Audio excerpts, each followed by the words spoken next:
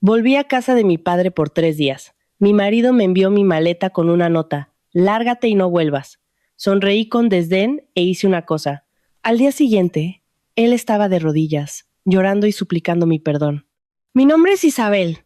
Este año cumplo 34 y soy la jefa de contabilidad de una constructora en Madrid. Mi trabajo es ajetreado. Mi mente siempre está al límite entre libros de cuentas, contratos, pagos, revisando cada cifra una por una. Pero por muy agotador que fuera el mundo exterior, siempre me decía a mí misma que al llegar a casa podría respirar aliviada, porque tenía una familia a la que volver, un marido en el que apoyarnos mutuamente. Mi marido se llama Mateo. Visto desde fuera, casi todo el mundo lo describiría como un hombre bueno, maduro y de trato agradable. Durante nuestros 6 años de matrimonio yo también lo creí. Creí que era una mujer afortunada por haberme casado con un hombre que no bebía hasta perder el control, no apostaba, ni le gritaba a su mujer en plena calle.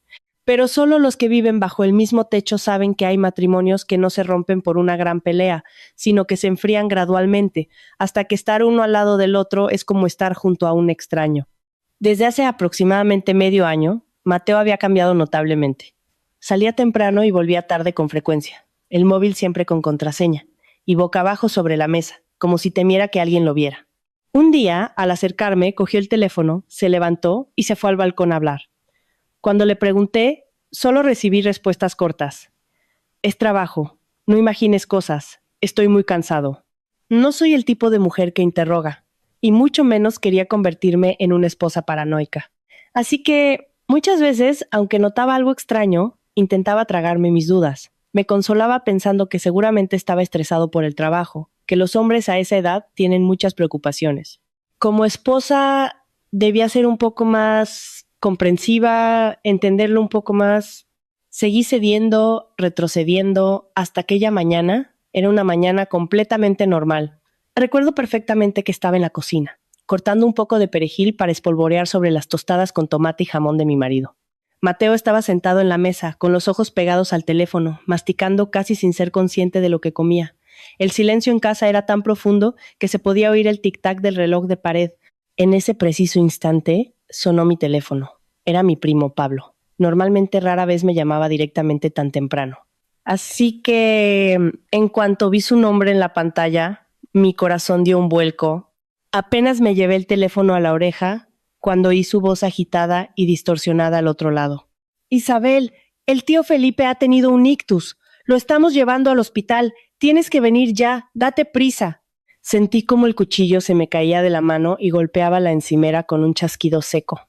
Me quedé rígida. Un zumbido me llenó los oídos y solo escuchaba fragmentos de sus palabras. En urgencias, no se sabe nada. Ven rápido. Mi padre Felipe, con 63 años, había sido un hombre fuerte toda su vida, siempre ágil, rara vez enfermo. Nunca imaginé que un día recibiría la noticia de que se había desplomado así, de repente. Me giré bruscamente, con la voz tan temblorosa que ni yo misma la reconocía. Mateo, mi padre ha tenido un ictus. Tengo que irme ahora mismo. Mateo levantó la vista. Me miró exactamente 2 segundos y luego dejó el teléfono sobre la mesa. Yo esperaba una pregunta, una muestra de preocupación, al menos un ¿cómo está? Te llevo yo. Pero no. Solo frunció el ceño ligeramente y dijo una frase que me heló la sangre. Pues vete. Vete rápido y vuelve pronto, que no afecte al trabajo. Me quedé paralizada. En ese instante no podía entender cómo el hombre que dormía a mi lado cada noche podía decir algo así mientras mi padre estaba en urgencias. Su tono no era alto ni agresivo, pero esa indiferencia casual me hirió más que cualquier grito. Lo miré, queriendo decir algo, pero sentí como si alguien me estuviera estrangulando. Y de nuevo me contuve. Pensé que quizás estaba preocupado por algo de la empresa, que los hombres expresan las cosas de otra manera. Mi familia estaba sumida en el caos en ese momento. No quería añadir una discusión más. Corrí a la habitación, me cambié de ropa, metí un par de prendas en una bolsa de viaje, el cargador del móvil y mi DNI, con las manos temblando tanto que me costó varias veces cerrar la cremallera. Pero, extrañamente, en medio de esa angustia que me quemaba por dentro, no olvidé mis deberes. Volví a la cocina, apagué la vitrocerámica, guardé la comida en la nevera y le recordé a mi marido que había lentejas en una olla en el frigorífico. Por la noche solo tendría que calentarlas. Incluso aproveché para doblar la ropa que había recogido del tendedero la noche anterior y la dejé ordenada sobre la cama. Ahora, al recordarlo, me veo a mí misma a la vez patética y ridícula. Mi padre en el hospital, entre la vida y la muerte, y yo preocupada porque la casa estuviera ordenada y mi marido no se quedara sin cenar. Antes de irme, arrastré la maleta hasta la puerta. Mateo seguía allí sentado, con la cabeza agacha mirando el teléfono. Le dije en voz baja: me voy al hospital a estar con papá unos días. Te llamaré si hay algo. No me miró, solo emitió un sonido tan ligero y distante como si la persona que se iba de casa no fuera su mujer, sino una empleada del hogar pidiendo unos días libres. Subí al coche con el corazón como una piedra. Durante todo el trayecto de vuelta a mi pueblo en Castilla-La Mancha, el cielo estaba gris, las nubes bajas y el viento soplaba con fuerza contra las ventanillas. Me senté abrazando mi bolso, llamando sin parar a mi primo, al hospital, preguntando por el estado de mi padre, pero cuanto más llamaba, más me angustiaba, porque nadie podía decirme más que frases vagas. Está en la UCI, tienes que venir, todavía no podemos decir nada. En un semáforo en rojo, vi mi reflejo en la ventanilla y sentí un nudo en la garganta. De repente, recordé la mirada fría de Mateo esa mañana. Me pregunté si no estaría siendo demasiado sensible. ¿Sería que la preocupación por mi padre me hacía ver fantasmas? Intenté forzarme a creer que todo se arreglaría, que en cuanto mi padre superara la crisis y yo volviera en unos días, la vida volvería a la normalidad. Pero la intuición de una mujer es a veces extraña. Era una punzada sorda en mi pecho, sin palabras, sin forma clara, solo una sensación de inquietud que me acompañó durante todo el largo viaje. Al llegar al hospital, corrí hacia la puerta de la unidad de cuidados intensivos. Ver a mi primo y a otros familiares esperando con rostros descompuestos hizo que mis piernas flaquearan. Cuando la puerta se abrió un instante vi a mi padre acostado, con los ojos cerrados, el cuerpo cubierto de cables y tubos. No pude contenerme más y rompí a llorar allí mismo. Todos los pensamientos sobre el trabajo, la casa o mi marido se desvanecieron. Ante mis ojos solo quedaba una cosa. A mi padre no podía pasarle nada. Me prometí a mí misma que pasara lo que pasara. Me quedaría allí para cuidarlo al menos 3 días, o más si era necesario.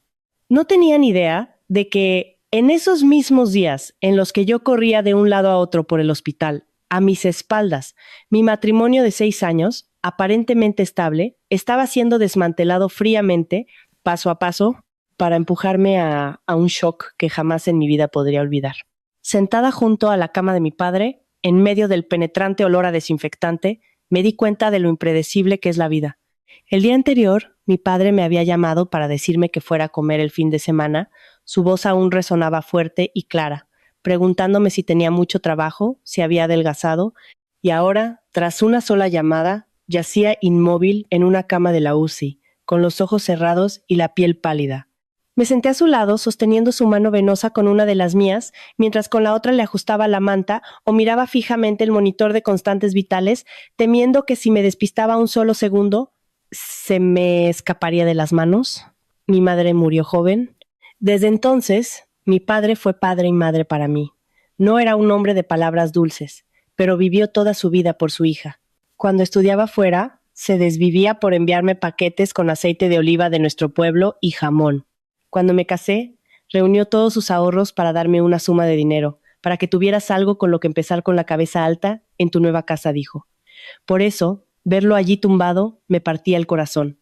Prácticamente no dormí la primera noche. Cuando las enfermeras terminaban de administrarle la medicación, yo me quedaba de guardia.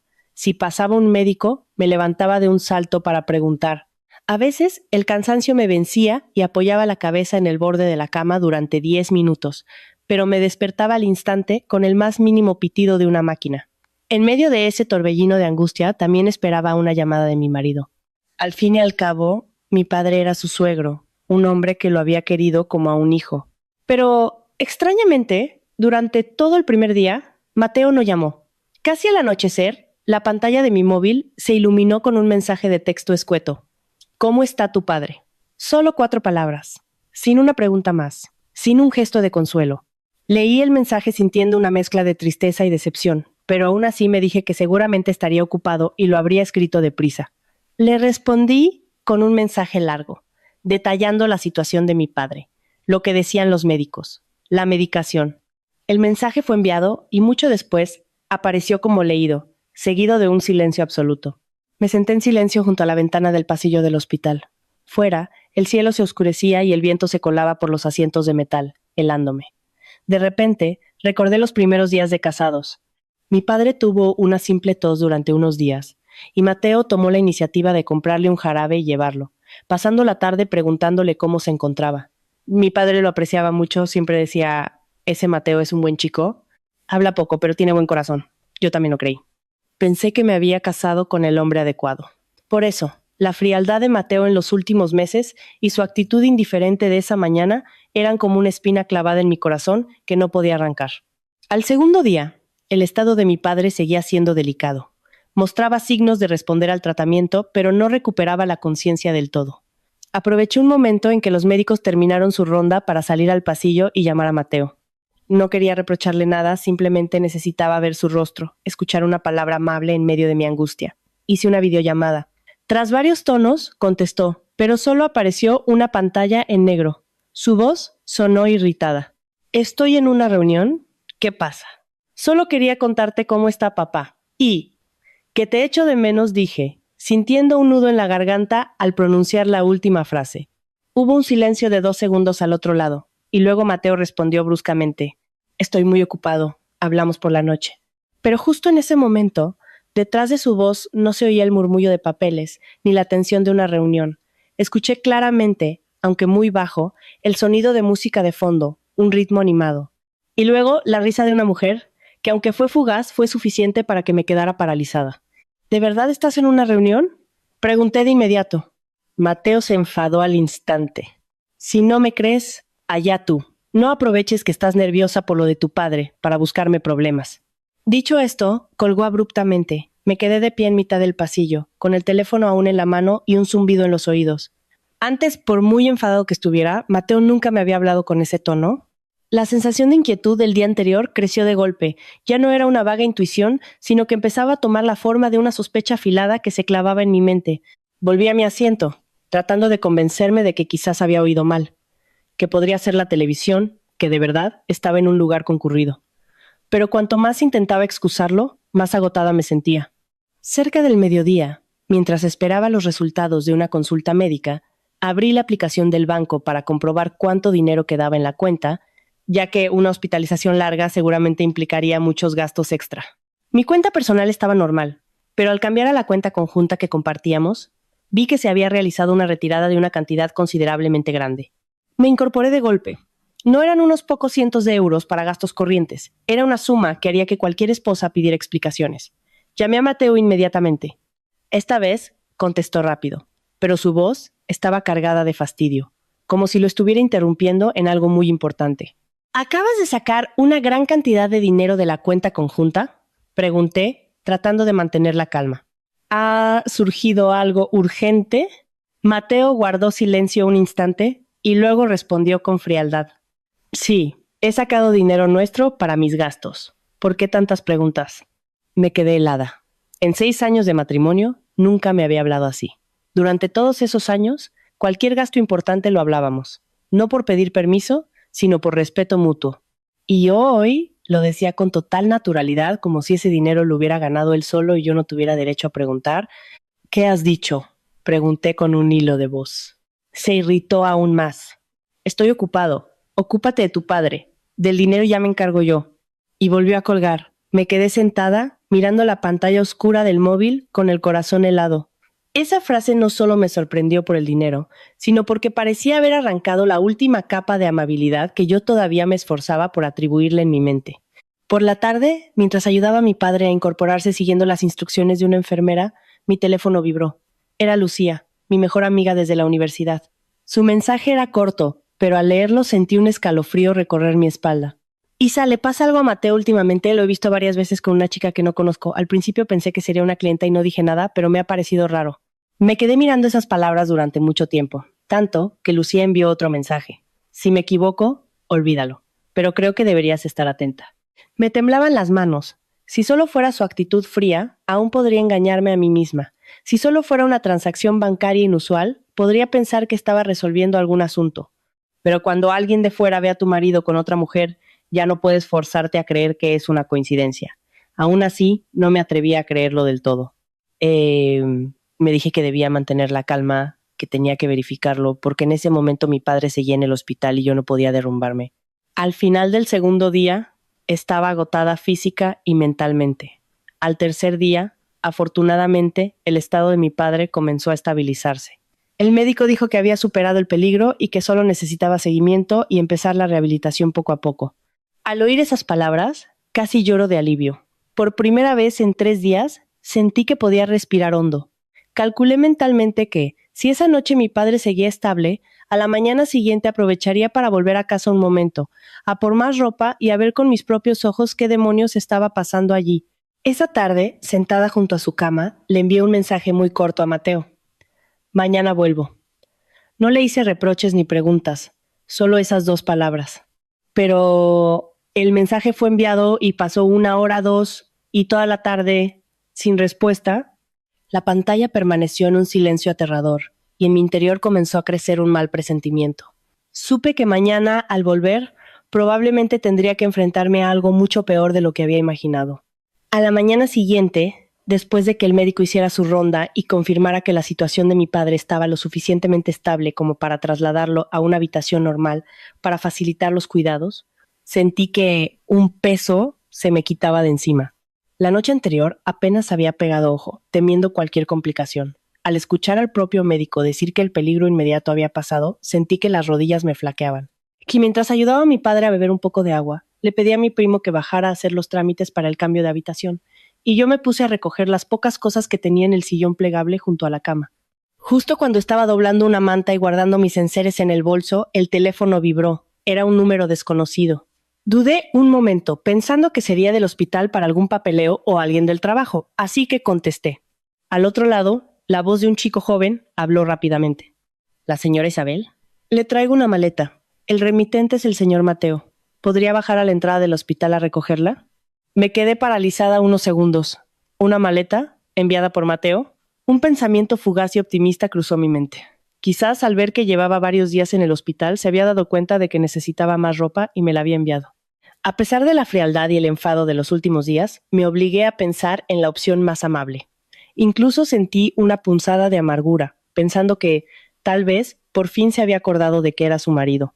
Le pedí a mi primo que vigilara a mi padre un momento, y bajé rápidamente a la entrada. Aunque era de día, el ambiente era pesado y bochornoso.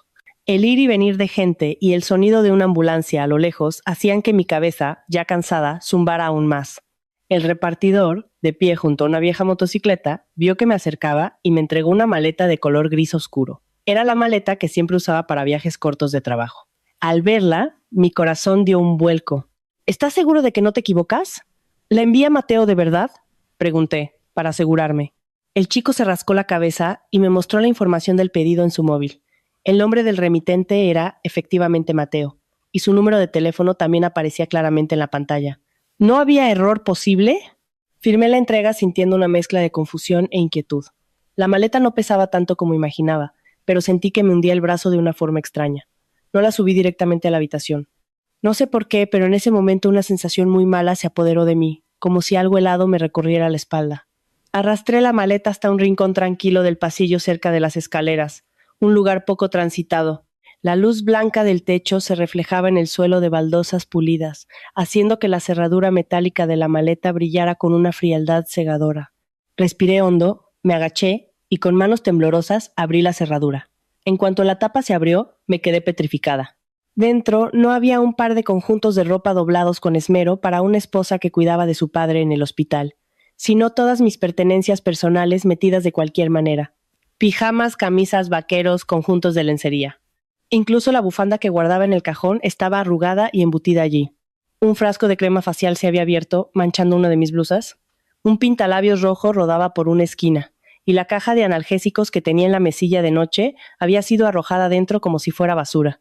La forma en que habían metido mis cosas no era la de alguien que prepara un equipaje, sino la de alguien que expulsa a otra persona. Me quedé inmóvil, con la mente en blanco, mis ojos fijos en ese montón de ropa desordenada. Tardé unos segundos en darme cuenta de que, encima de todo, había un papel doblado por la mitad y metido en un borde de la maleta. ¿Lo saqué? El papel estaba arrugado. La letra era irregular y fuerte, como si la hubieran escrito con rabia, casi perforando la hoja. Solo había una línea: lárgate y no vuelvas. Sentí un zumbido agudo en los oídos. Todos los sonidos a mi alrededor desaparecieron. Ya no oía las voces de la gente, ni el traqueteo de los carritos, ni los pasos en el pasillo. Solo esa frase, que parecía crecer ante mis ojos. Lárgate y no vuelvas. Sin una explicación, sin una última palabra amable. 6 años de matrimonio, y al final me echaba con una maleta y una nota, como si estuviera tirando un trasto viejo de casa. Mis manos temblaban tan violentamente que el papel crujía. El corazón me dolía como si alguien me lo estuviera estrujando. Si alguien me hubiera visto en ese momento, habría pensado que acababa de recibir una noticia aún más terrible que la de la enfermedad de mi padre. Quería llorar, de verdad. Quería gritar allí mismo, correr a llamarlo, exigirle una explicación, gritarle a la cara qué había hecho yo para merecer un trato así. Pero, extrañamente, esa sensación solo duró unos segundos. Justo después del primer shock, un frío terrible se apoderó de mí. Las lágrimas que estaban a punto de brotar se retiraron hacia adentro. Me enderecé, volví a mirar el montón de mis cosas y luego la nota en mi mano. Todas las piezas sueltas de los últimos meses, como si alguien las hubiera unido de golpe, formaron una imagen clara y cruel. Su frialdad prolongada, las llamadas a escondidas, la contraseña del móvil, su actitud hostil sin motivo, la gran suma de dinero retirada de la cuenta conjunta, la risa de mujer en la videollamada, el mensaje de Lucía diciendo que lo había visto con otra chica y su silencio aterrador después de mi mensaje. Mañana vuelvo. No había sido un arrebato ni un enfado momentáneo. Lo había preparado. Quizás incluso esperó el momento justo en que mi padre cayera enfermo, el momento en que yo estuviera más confundida y vulnerable, para dar el golpe de una vez por todas. Esta maleta no era un impulso, era el punto final que él ya había planeado. Cuanto más lo pensaba, más sentía un escalofrío recorrer mi espalda. El hombre que había dormido a mi lado durante tantos años resultaba que, cuando quería dar la espalda, podía ser así de frío. Saqué el teléfono y marqué el número de Mateo una vez. No había terminado de sonar el primer tono cuando cortó la llamada. Volví a llamar. El teléfono comunicaba. A la tercera, su móvil estaba apagado. Esa acción fue como la bofetada final, decisiva, y sin necesidad de más disimulos. No solo me echaba, sino que ni siquiera se molestaba en escuchar una sola palabra mía. Me quedé sentada en silencio unos segundos más, luego doblé lentamente la nota y la guardé en mi bolso. Después, cerré la cremallera de la maleta y la apoyé contra la pared. Ya no temblaba, ya no sentía pánico. En mi mente, en ese momento, solo quedaba una lucidez helada que hasta a mí misma me sorprendía. Miré el largo y desierto pasillo que se extendía ante mí y esbocé una pequeña sonrisa, tan leve que solo yo pude oírla. ¿Así que quieres echarme?, pensé. Apreté con fuerza el asa de la maleta, mis labios se curvaron en una mueca, mientras mis ojos perdían toda calidez. Pues entonces, que no te arrepientas. No llevé la maleta de vuelta a la habitación de inmediato. Sabía que si mi primo o mi padre veían ese montón de ropa tirada como basura junto con aquella nota, todo estallaría allí mismo, en el hospital. Mi padre acababa de superar una crisis y no podía permitir que sufriera otro shock. Dejé la maleta en la consigna del hospital, me lavé la cara con agua fría en el baño y me quedé mirando mi reflejo en el espejo durante unos segundos. Mi rostro estaba pálido, mis ojos hundidos por las ojeras, los labios secos. Parecía alguien que acababa de sobrevivir a un huracán. Pero fue en ese momento, cuando parecía que estaba a punto de derrumbarme, que mi mente se aclaró de una forma extraña. Sabía que no podía volver a casa inmediatamente, llevada por la ira. Un hombre que se atreve a enviar la ropa de su mujer directamente al hospital es lo suficientemente cruel como para borrar cualquier rastro en casa en cuestión de horas. Si quería saber qué juego se traía, tenía que ver las cosas con claridad antes de dar la alarma. Saqué el teléfono y marqué el número de Lucía. Apenas contestó. Me preguntó atropelladamente. «Isa, ¿qué tal? ¿Tu padre está mejor?» Respiré hondo y le conté todo, rápida y concisamente. Le hablé de la maleta, de la nota, de cómo Mateo había apagado el teléfono. Al otro lado, se hizo un silencio de varios segundos y luego Lucía soltó una palabrota que rara vez le había oído decir en todos los años que la conocía. Pero inmediatamente después bajó la voz. «Isa, no vuelvas todavía. Deja que me pase yo antes por tu casa a ver qué pasa». Me aferré a esa frase como si fuera mi último salvavidas. «Pásate, por favor», le dije en voz baja pero firme. «No llames al timbre, no dejes que sepa que estás de mi parte. Solo mira si hay alguien en casa, si hay algo raro, y avísame». Lucía no hizo más preguntas. Solo respondió con un breve: «Vale, voy ahora mismo». Desde que colgué hasta que esperé su llamada, cada minuto se me hizo eterno. Me senté en un rincón del pasillo, apretando el teléfono con tanta fuerza que los nudillos se me quedaron entumecidos. Fuera, el sol ya calentaba con fuerza, y las sombras de los árboles se movían suavemente en el patio del hospital. La gente iba y venía, pero para mí todo era un borrón. Mi mente giraba en torno a una única pregunta: ¿qué demonios estaba pasando en esa casa? Casi 40 minutos después, mi teléfono vibró. Era Lucía. Pero no hizo una videollamada ni escribió un mensaje largo. Llamó por voz normal, con un tono tan bajo que casi era un susurro. Isa, hay una mujer en la casa. Sentí un escalofrío recorrer mi espalda. ¿Quién? Pregunté al instante. Lucía dudó un segundo y luego dijo: al principio no le vi bien la cara, pero me resulta muy familiar. Muchísimo. Me levanté de un salto. Hazme una foto, como sea, desde la ventana, el balcón, el jardín, lo que sea, pero que se le vea bien la cara. Vale, espera un momento, respondió en voz baja antes de colgar. Me quedé de pie, paralizada en mitad del pasillo, con el corazón latiéndome tan fuerte que me dolía el pecho. Una mujer en mi casa. Justo después de que él me enviara mi maleta, solo con unir esas dos cosas entendí que ya no se trataba de una simple discusión de pareja. Pero aunque ya me había preparado mentalmente, cuando me llegó la foto sentí como si alguien me hubiera golpeado la cabeza con una masa. La primera imagen estaba un poco movida, tomada desde fuera de la valla, enfocando la ventana del salón. Se veía a una mujer de perfil, con el pelo suelto sosteniendo un vaso de agua. La segunda era más clara, y en la tercera, cuando su rostro se giró completamente hacia el cristal, me quedé petrificada. Era Carla. Tuve que mirar la foto varias veces para creer lo que veía en mis ojos. Carla, una antigua compañera de mi anterior trabajo, a la que yo misma había enseñado el oficio en sus inicios. La misma que una vez lloró delante de mí, contándome las dificultades de su familia, con su madre enferma, diciendo que solo esperaba tener un trabajo estable al que aferrarse.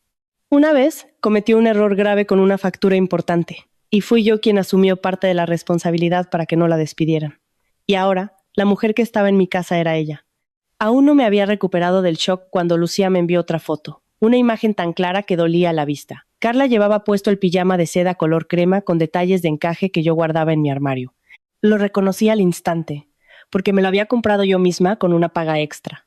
Recuerdo perfectamente que estuve varios días dudando por el precio antes de decidirme. Llevaba mi ropa, se movía por mi casa, con el pelo suelto sobre los hombros, con una naturalidad que sugería que esa casa era suya desde hacía mucho tiempo. Sentí un nudo en la garganta, ya no por la sorpresa, sino por la humillación. Una humillación helada que me recorrió hasta la raíz del pelo. Resultaba que lo que Lucía me había dicho no eran imaginaciones suyas. ¿Que la risa de mujer en la videollamada no la había oído mal?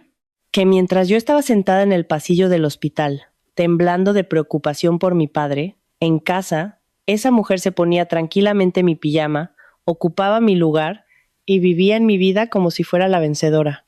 En ese momento, Lucía volvió a llamar. Apenas contesté. Me dijo con la voz temblorosa de rabia: Isa, he oído más.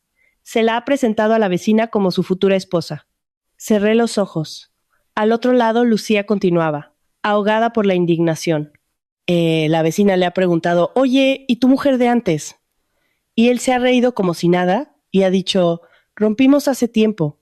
Ahora voy a traer a alguien nuevo para sentar la cabeza. ¿Te das cuenta de lo cabrón que es? No respondí de inmediato. Solo apreté más el teléfono, tanto que la palma de mi mano me dolía. Si hubiera sido hace 3 días, probablemente habría roto a llorar. Si hubiera sido otra mujer, quizás habría corrido a casa, le habría arrancado los pelos, lo habría roto todo para desahogarse. Pero en ese momento, no sé por qué, no podía llorar. Sentía dolor, sentía humillación, pero por encima de todo, sentía una lucidez tan fría que me asustaba. Le dije a Lucía: vete a casa, no dejes que sospechen. Guarda todas esas fotos, no borres ninguna. Intentó decir algo más, pero al oír mi tono, finalmente solo suspiró y respondió: vale, pero Isa, tienes que ser fuerte. Este tipo no merece que te hundas por él. Después de colgar, me quedé sentada en silencio durante un buen rato. Luego, abrí el teléfono y empecé a revisar todo, punto por punto. Primero, la casa. La escritura estaba a nombre de los dos. Lo recordaba perfectamente, porque el día que firmamos la compra, mi padre me cogió de la mano y me insistió una y otra vez: por mucho que quieras a tu marido, los papeles tienen que estar claros. Luego, la cuenta de ahorros conjunta. Después, las pequeñas inversiones que habíamos hecho juntos. Abrí cada aplicación del banco, cada correo antiguo, cada foto de documentos que tenía guardada en el móvil. y cuanto más revisaba, más se me helaba el corazón. Había movimientos de dinero que se habían hecho meses atrás, no solo en los últimos días. Había algunas notificaciones de movimientos que en su momento había pasado por alto, confiando en mi marido. Ahora, al volver a mirarlas, veía que las cantidades no eran pequeñas. Había algunos contratos de inversión que recordaba vagamente que Mateo me había dicho que había que mover temporalmente para que fuera más fácil. En ese momento, no me molesté en preguntar más. Ahora, al recordarlo, me daba cuenta de que, paso a paso, él había estado desviando en secreto parte de nuestro patrimonio hacia su lado desde hacía mucho tiempo. Levanté la vista hacia el sol deslumbrante que entraba por la ventana del pasillo y sentí que todo en mi vida se había vuelto extrañamente nítido y frío. Ya no había dudas. Esto no era una infidelidad impulsiva, ni un arrebato de ira en el que echaba a su mujer de casa para desahogarse. Mateo lo había planeado todo desde hacía tiempo. Cada euro, cada papel, cada paso para allanar el camino y meter a su amante en casa, todo estaba preparado. Apreté suavemente el teléfono en mi mano. El dolor seguía ahí, pero la debilidad no. Porque en ese momento entendí algo muy claramente. Ese hombre ya no me consideraba su mujer. Me veía como un obstáculo que había que quitar de en medio, y si yo seguía siendo blanda, si tardaba un solo paso, me arrebataría todo delante de mis narices. Me quedé sentada mucho tiempo al final del pasillo del hospital, con la espalda apoyada en la pared fría, mirando la pantalla del teléfono que se encendía y apagaba. En mi cabeza ya no había espacio para las lágrimas. Cuando una mujer descubre que su marido no solo la engaña, sino que además le está preparando el terreno a su amante para que se mude a su casa, la primera reacción suele ser el dolor. Pero cuando el dolor pasa, lo que queda es la lucidez. Y yo entendí muy bien que si en ese momento me volvía loca, corría a casa a montar una escena, a arrancarle la ropa, a gritar y llorar, la primera en quedar en ridículo sería yo. Mateo estaba esperando eso. Estaba esperando que yo perdiera el control, que montara un escándalo como una mujer desesperada para tener una excusa para echarme a la calle y convertirme en una loca. Y mientras tanto, él se quedaría tranquilamente con la casa, el dinero y su imagen de hombre decente ante la sociedad. Al pensar en eso, me enderecé, respiré hondo y abrí la agenda del teléfono. Había un hombre con el que no contactaba desde hacía tiempo, pero que en ese momento apareció muy claro en mi mente. Marcos, abogado. Era un viejo conocido de mi familia, unos años mayor que yo. Hacía tiempo. Ayudó a una prima mía a resolver un litigio de bienes tras su divorcio. Todavía recuerdo a mi prima llorando hasta quedarse sin lágrimas, mientras su exmarido se hacía el pobre para quedarse con la casa y el terreno. Al final, fue Marcos quien, revisando cada papel y cada movimiento bancario, obligó a aquel tipo a devolver lo que no era suyo. Lo llamé casi sin dudar. Contestó rápidamente. Su voz seguía siendo tan grave, clara y tranquila como siempre. Isabel, ¿qué pasa para que me llames a estas horas? Solo con escuchar esa voz serena, todo lo que tenía atragantado estuvo a punto de salir, pero me contuve. Le dije que estaba en el hospital cuidando de mi padre, y le conté todo, de principio a fin, sin omitir ningún detalle. La actitud fría de Mateo, el dinero retirado de la cuenta conjunta, la maleta enviada al hospital, la nota echándome, la foto de Carla en mi casa con mi pijama. Cuando terminé de hablar, hubo un silencio de unos segundos al otro lado. Luego Marcos preguntó muy despacio, cada palabra golpeando directamente en mi cabeza. ¿Conservas los mensajes, las capturas de las transferencias, la foto de ella en la casa y la nota? Sí, lo guardo todo, respondí al instante. No solo te está siendo infiel, Isabel dijo, con una claridad que me heló la sangre. Está intentando forzarte a abandonar el matrimonio sin tener que repartir los bienes gananciales. Apreté con fuerza el teléfono. Aunque ya lo sospechaba, escucharlo de boca de un profesional me dejó helada. Marcos no me dio tiempo a hundirme en mis emociones. Continuó preguntando, de forma rápida pero clara. ¿La casa está a nombre de quién? ¿En qué banco tenéis la cuenta conjunta? ¿Hay alguna inversión en la que estéis los dos? ¿Mateo te ha dado alguna vez a firmar papeles que no hayas leído con atención? Recordaba y respondía, y cuanto más respondía, más frío sentía en la espalda. Había cosas que por confianza había pasado por alto, y que ahora, al recordarlas, apestaban a cálculo. Lo primero dijo Marcos, no le escribas ni una palabra más llevada por la rabia. Lo segundo, envíame todas las pruebas que tengas, cuanto antes. Y lo tercero, bloquea inmediatamente todo lo que aún puedas bloquear. ¿Cómo lo bloqueo?, pregunté, con la respiración entrecortada. Me lo explicó de forma rápida y concisa. Tenía que notificar al banco la existencia de un conflicto sobre la cuenta conjunta. solicitar un extracto detallado de todos los movimientos inusuales recientes y todos los documentos originales que tuviera guardados en correos, fotos o archivos digitales, tenía que reunirlos y guardarlos en otro lugar, por si intentaba borrar los rastros. Allí mismo, en el pasillo del hospital, me puse a ello. Abrí cada aplicación, cada correo, y le envié a Marcos todas las fotos, transferencias, incluso la imagen de Carla en mi casa. Había fotos que me dolía volver a mirar, pero cuanto más me dolían, más rápido las enviaba. Entendí que a partir de ese momento ya no podía permitirme ser débil. Mi padre acababa de salir de una situación crítica. No podía dejar que un desgraciado me hundiera a mí también en el barro. A la media hora, Marcos volvió a llamar. Su voz sonaba más seria. Isabel, he echado un vistazo preliminar. Hay varias transferencias muy sospechosas, pero hay algo peor. El corazón se me encogió. ¿El qué? Pregunté en un susurro. Parece que Mateo ha solicitado un préstamo considerable usando vuestro patrimonio como garantía, dijo lentamente, como si temiera que me derrumbara. Aún no tengo todos los documentos para confirmarlo, pero los indicios son muy claros. Me quedé sin palabras. Así que no se trataba solo de una infidelidad, ni de echar a su mujer para meter a su amante. Estaba cavando un agujero mucho más grande, más profundo y más sucio. ¿Qué significa eso?, pregunté, con la boca seca. Significa, respondió Marcos sin rodeos, que si te ablandas, si te vas en silencio, es muy probable que a tus espaldas él termine de firmar todos los papeles. Y entonces, no solo perderás la casa y tus bienes, sino que podrías acabar cargando con la deuda que él ha generado. Sentí que se me helaban las manos. La imagen de la maleta, la nota, el rostro de Carla en mi casa, todo giró en mi cabeza, y de repente se unió en una imagen nítida. Mateo no me echaba porque ya no me quisiera, me echaba porque yo era un obstáculo en su camino. Necesitaba que desapareciera lo antes posible, cuanto más alterada mejor, para tener las manos libres y quedarse con todo lo que quedaba. Cuanto más lo pensaba, más náuseas sentía.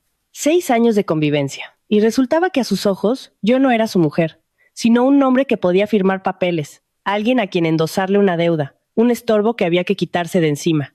Marcos continuó dándome instrucciones, que mantuviera todo esto en secreto para mi padre en su estado, que bajo ningún concepto me enfrentara a Mateo directamente sin tener todas las pruebas y sobre todo que no dejara que él supiera que yo ya había empezado a investigar sus movimientos. Cuanto más tranquila estés, más fácil será que él mismo se delate, dijo. La gente como él, cuando cree que el otro es débil, se vuelve muy descuidada. Escuché cada palabra, y mi mente se despejó por completo. Era cierto. No podía luchar como una esposa traicionada. Tenía que luchar como alguien a quien le están tendiendo una trampa. Apagué el teléfono y me quedé sentada en silencio un rato más. En el pasillo del hospital ya se habían encendido las luces, y el brillo blanco sobre las baldosas hacía que todo pareciera más frío. Pero dentro de mí era lo contrario. Algo acababa de morir y otra cosa acababa de despertar. Ya no era la mujer que esperaba que su marido le respondiera un simple «estoy ocupado», ni la que recogía con manos temblorosas las cosas de una maleta preguntándose en qué se había equivocado. Volví a encender el teléfono, guardé todos los documentos en una carpeta segura, lo bloqueé y levanté la vista hacia la oscuridad tras la ventana. Una leve sonrisa, tan fría que hasta a mí me resultó extraña, se dibujó en mis labios. Creías que con echarme se acababa todo, Mateo, pensé, apretando el teléfono con fuerza, con una mirada sin rastro de duda. No, voy a hacer que seas tú quien se arrodille a suplicarme perdón. No dije esa frase para desahogarme. La dije para recordarme a mí misma que a partir de ese momento, cada paso que diera tenía que ser calculado, seguro y más frío que él.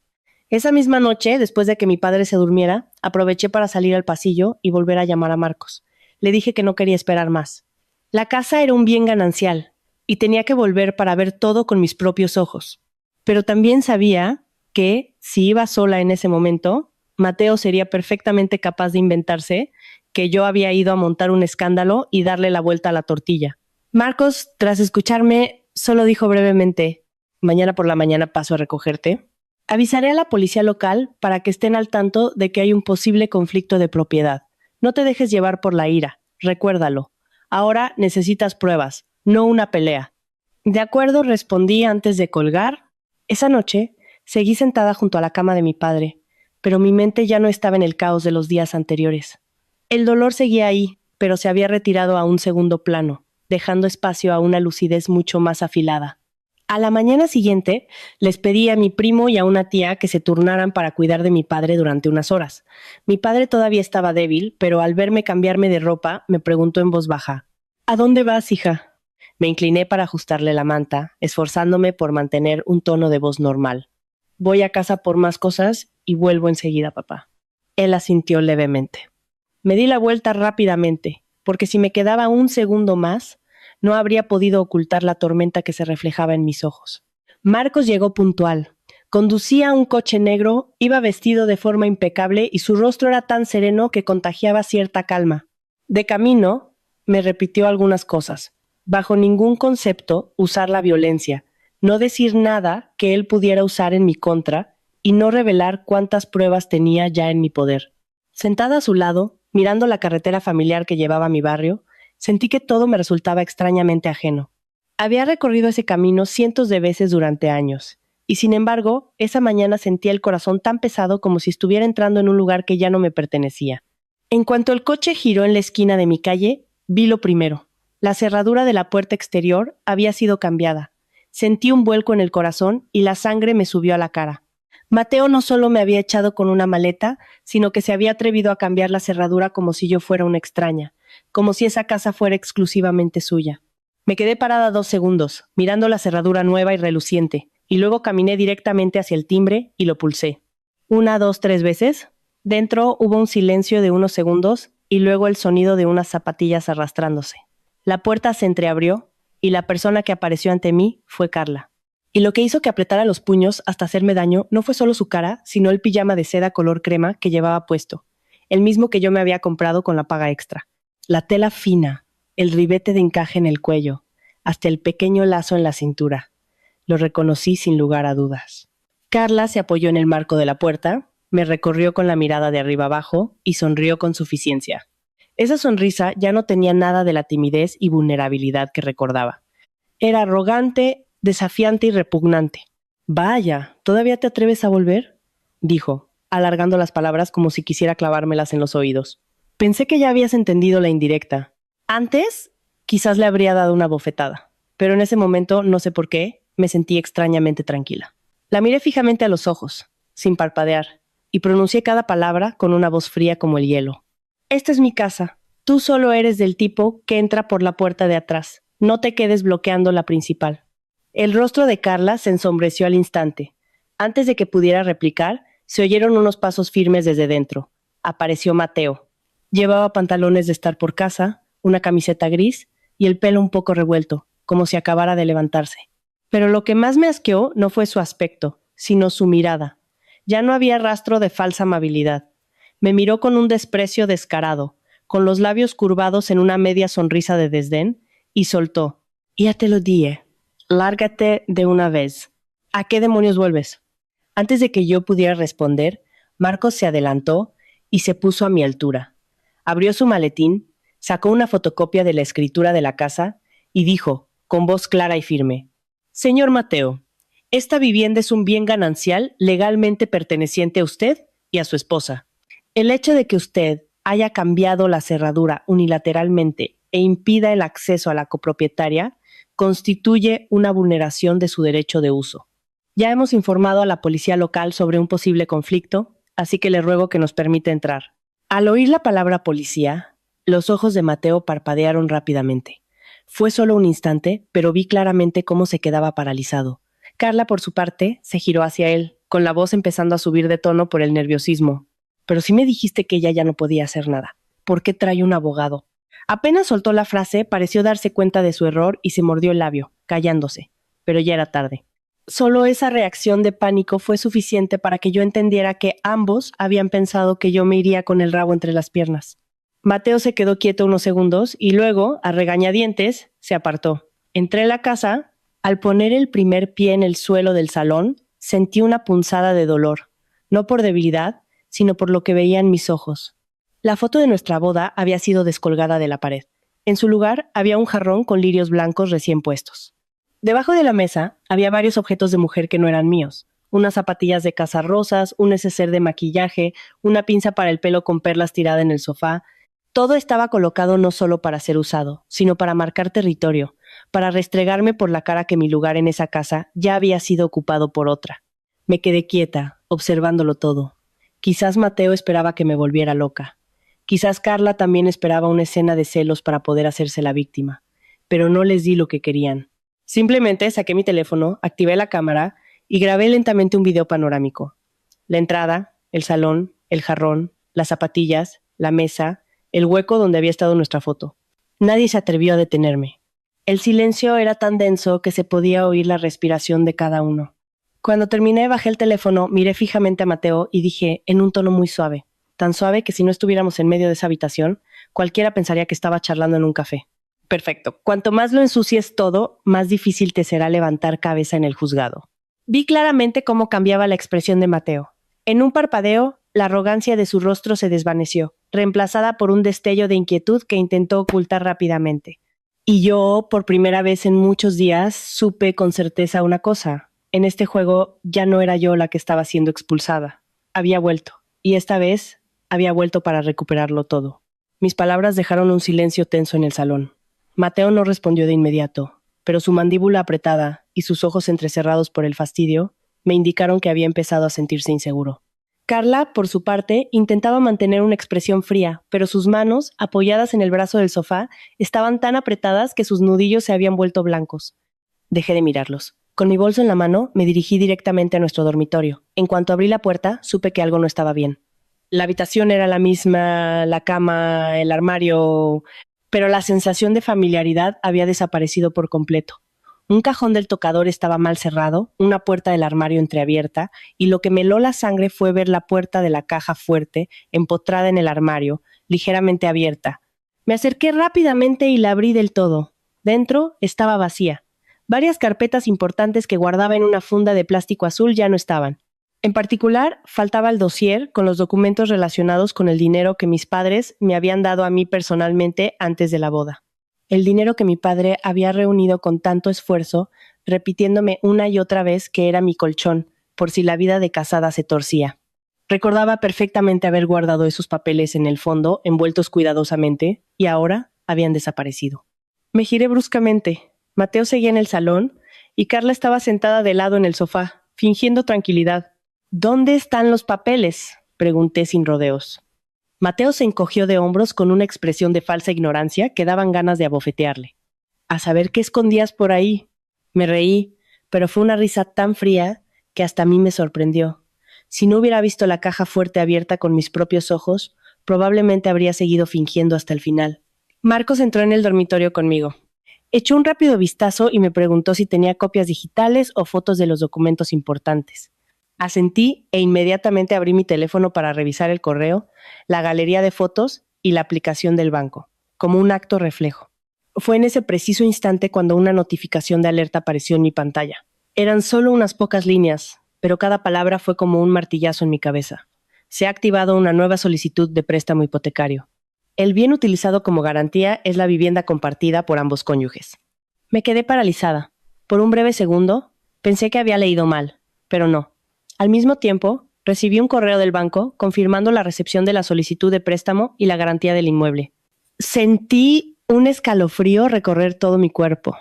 Resulta que no solo me engañaba, me echaba de casa, cambiaba la cerradura y metía a su amante, sino que además quería arrastrarme a un pozo de deudas, dejándome sin casa y con un préstamo a mi nombre, del que no sabía absolutamente nada. Le pasé el teléfono a Marcos. Acercó la pantalla, leyó rápidamente y me pidió que le reenviara todos los correos. Unos minutos después, al examinar detenidamente los documentos escaneados adjuntos en la solicitud digital, señaló la sección de la firma y dijo en voz baja pero firme: Isabel, esta firma tiene problemas. No es una firma manuscrita, hay indicios de que ha sido escaneada e insertada en el documento. Sentí un zumbido en los oídos. Mi firma, utilizada, pegada en una solicitud para hipotecar la casa en la que estaba en ese mismo momento. Tuve que apoyarme en el borde del armario para no tambalearme. Marcos siguió revisando página por página y se detuvo en la sección de declaración de estado civil y consentimiento conyugal. Cuanto más leía, más serio se ponía su rostro. No lo han hecho de forma limpia, dijo. Algunas páginas tienen firma manuscrita y otras son imágenes insertadas. Con un peritaje caligráfico se demuestra. Sus palabras me transportaron meses atrás. Recordé que varias veces Mateo me había traído papeles para firmar. A veces decía que eran documentos internos de su empresa, otras que un socio necesitaba completar trámites.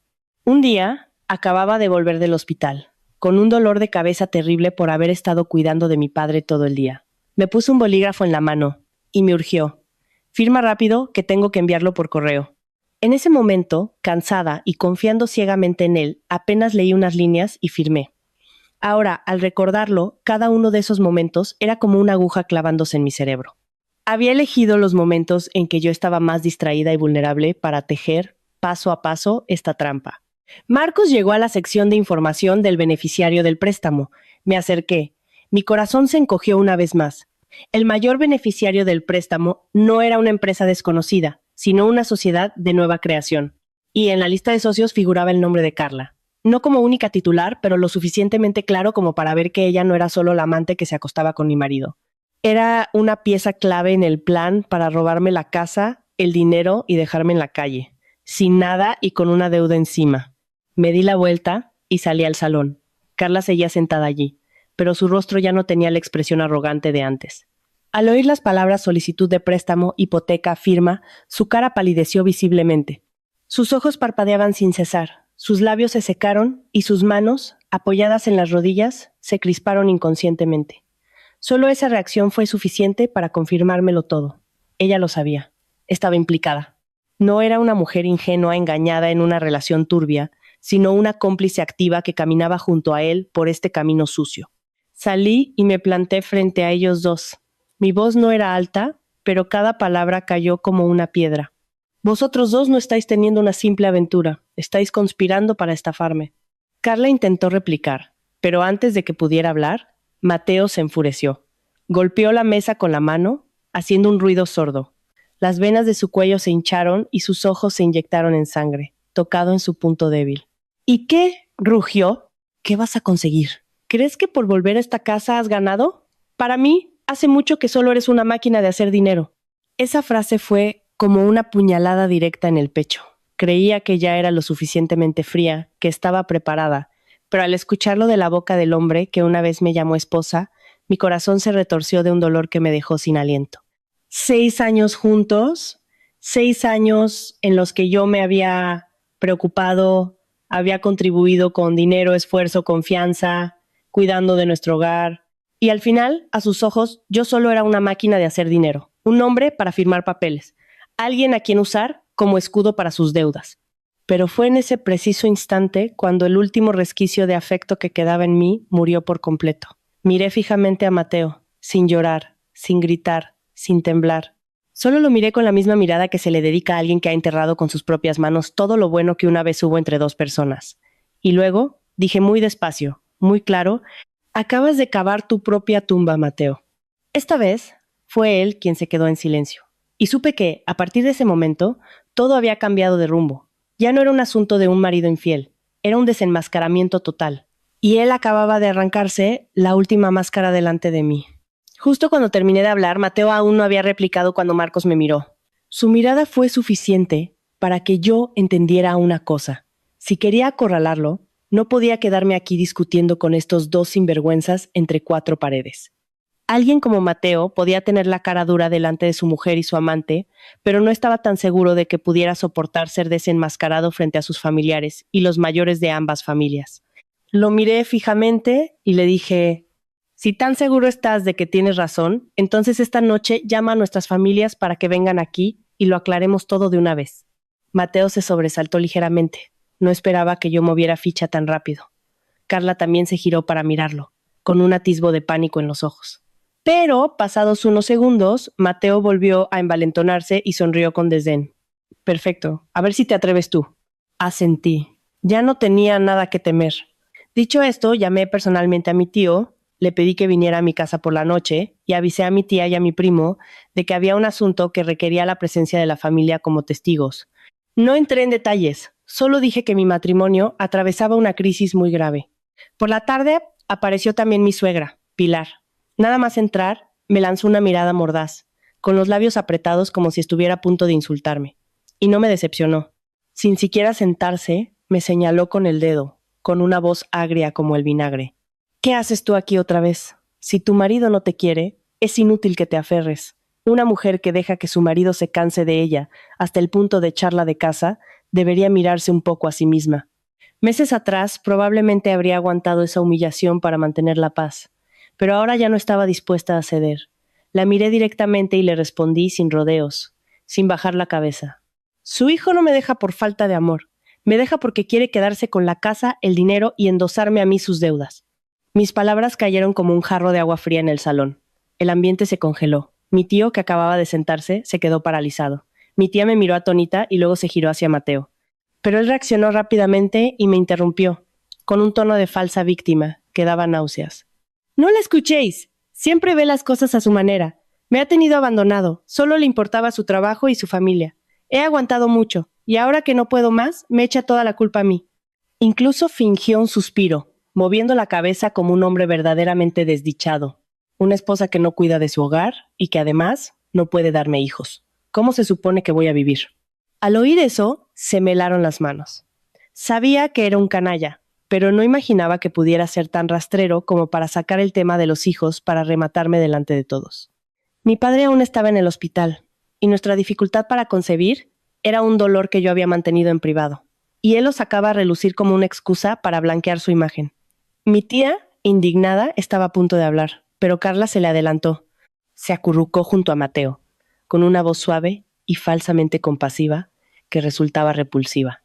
Isabel, cuando el amor se acaba, hay que saber soltar. Si sigues así, solo conseguirás quedar mal. Las mujeres demuestran su valía sabiendo cuándo retirarse. Me giré para mirarla y me eché a reír. No fue una risa alegre, sino una risa fría y despectiva que hizo que hasta mi tío se quedara mirándome, sorprendido.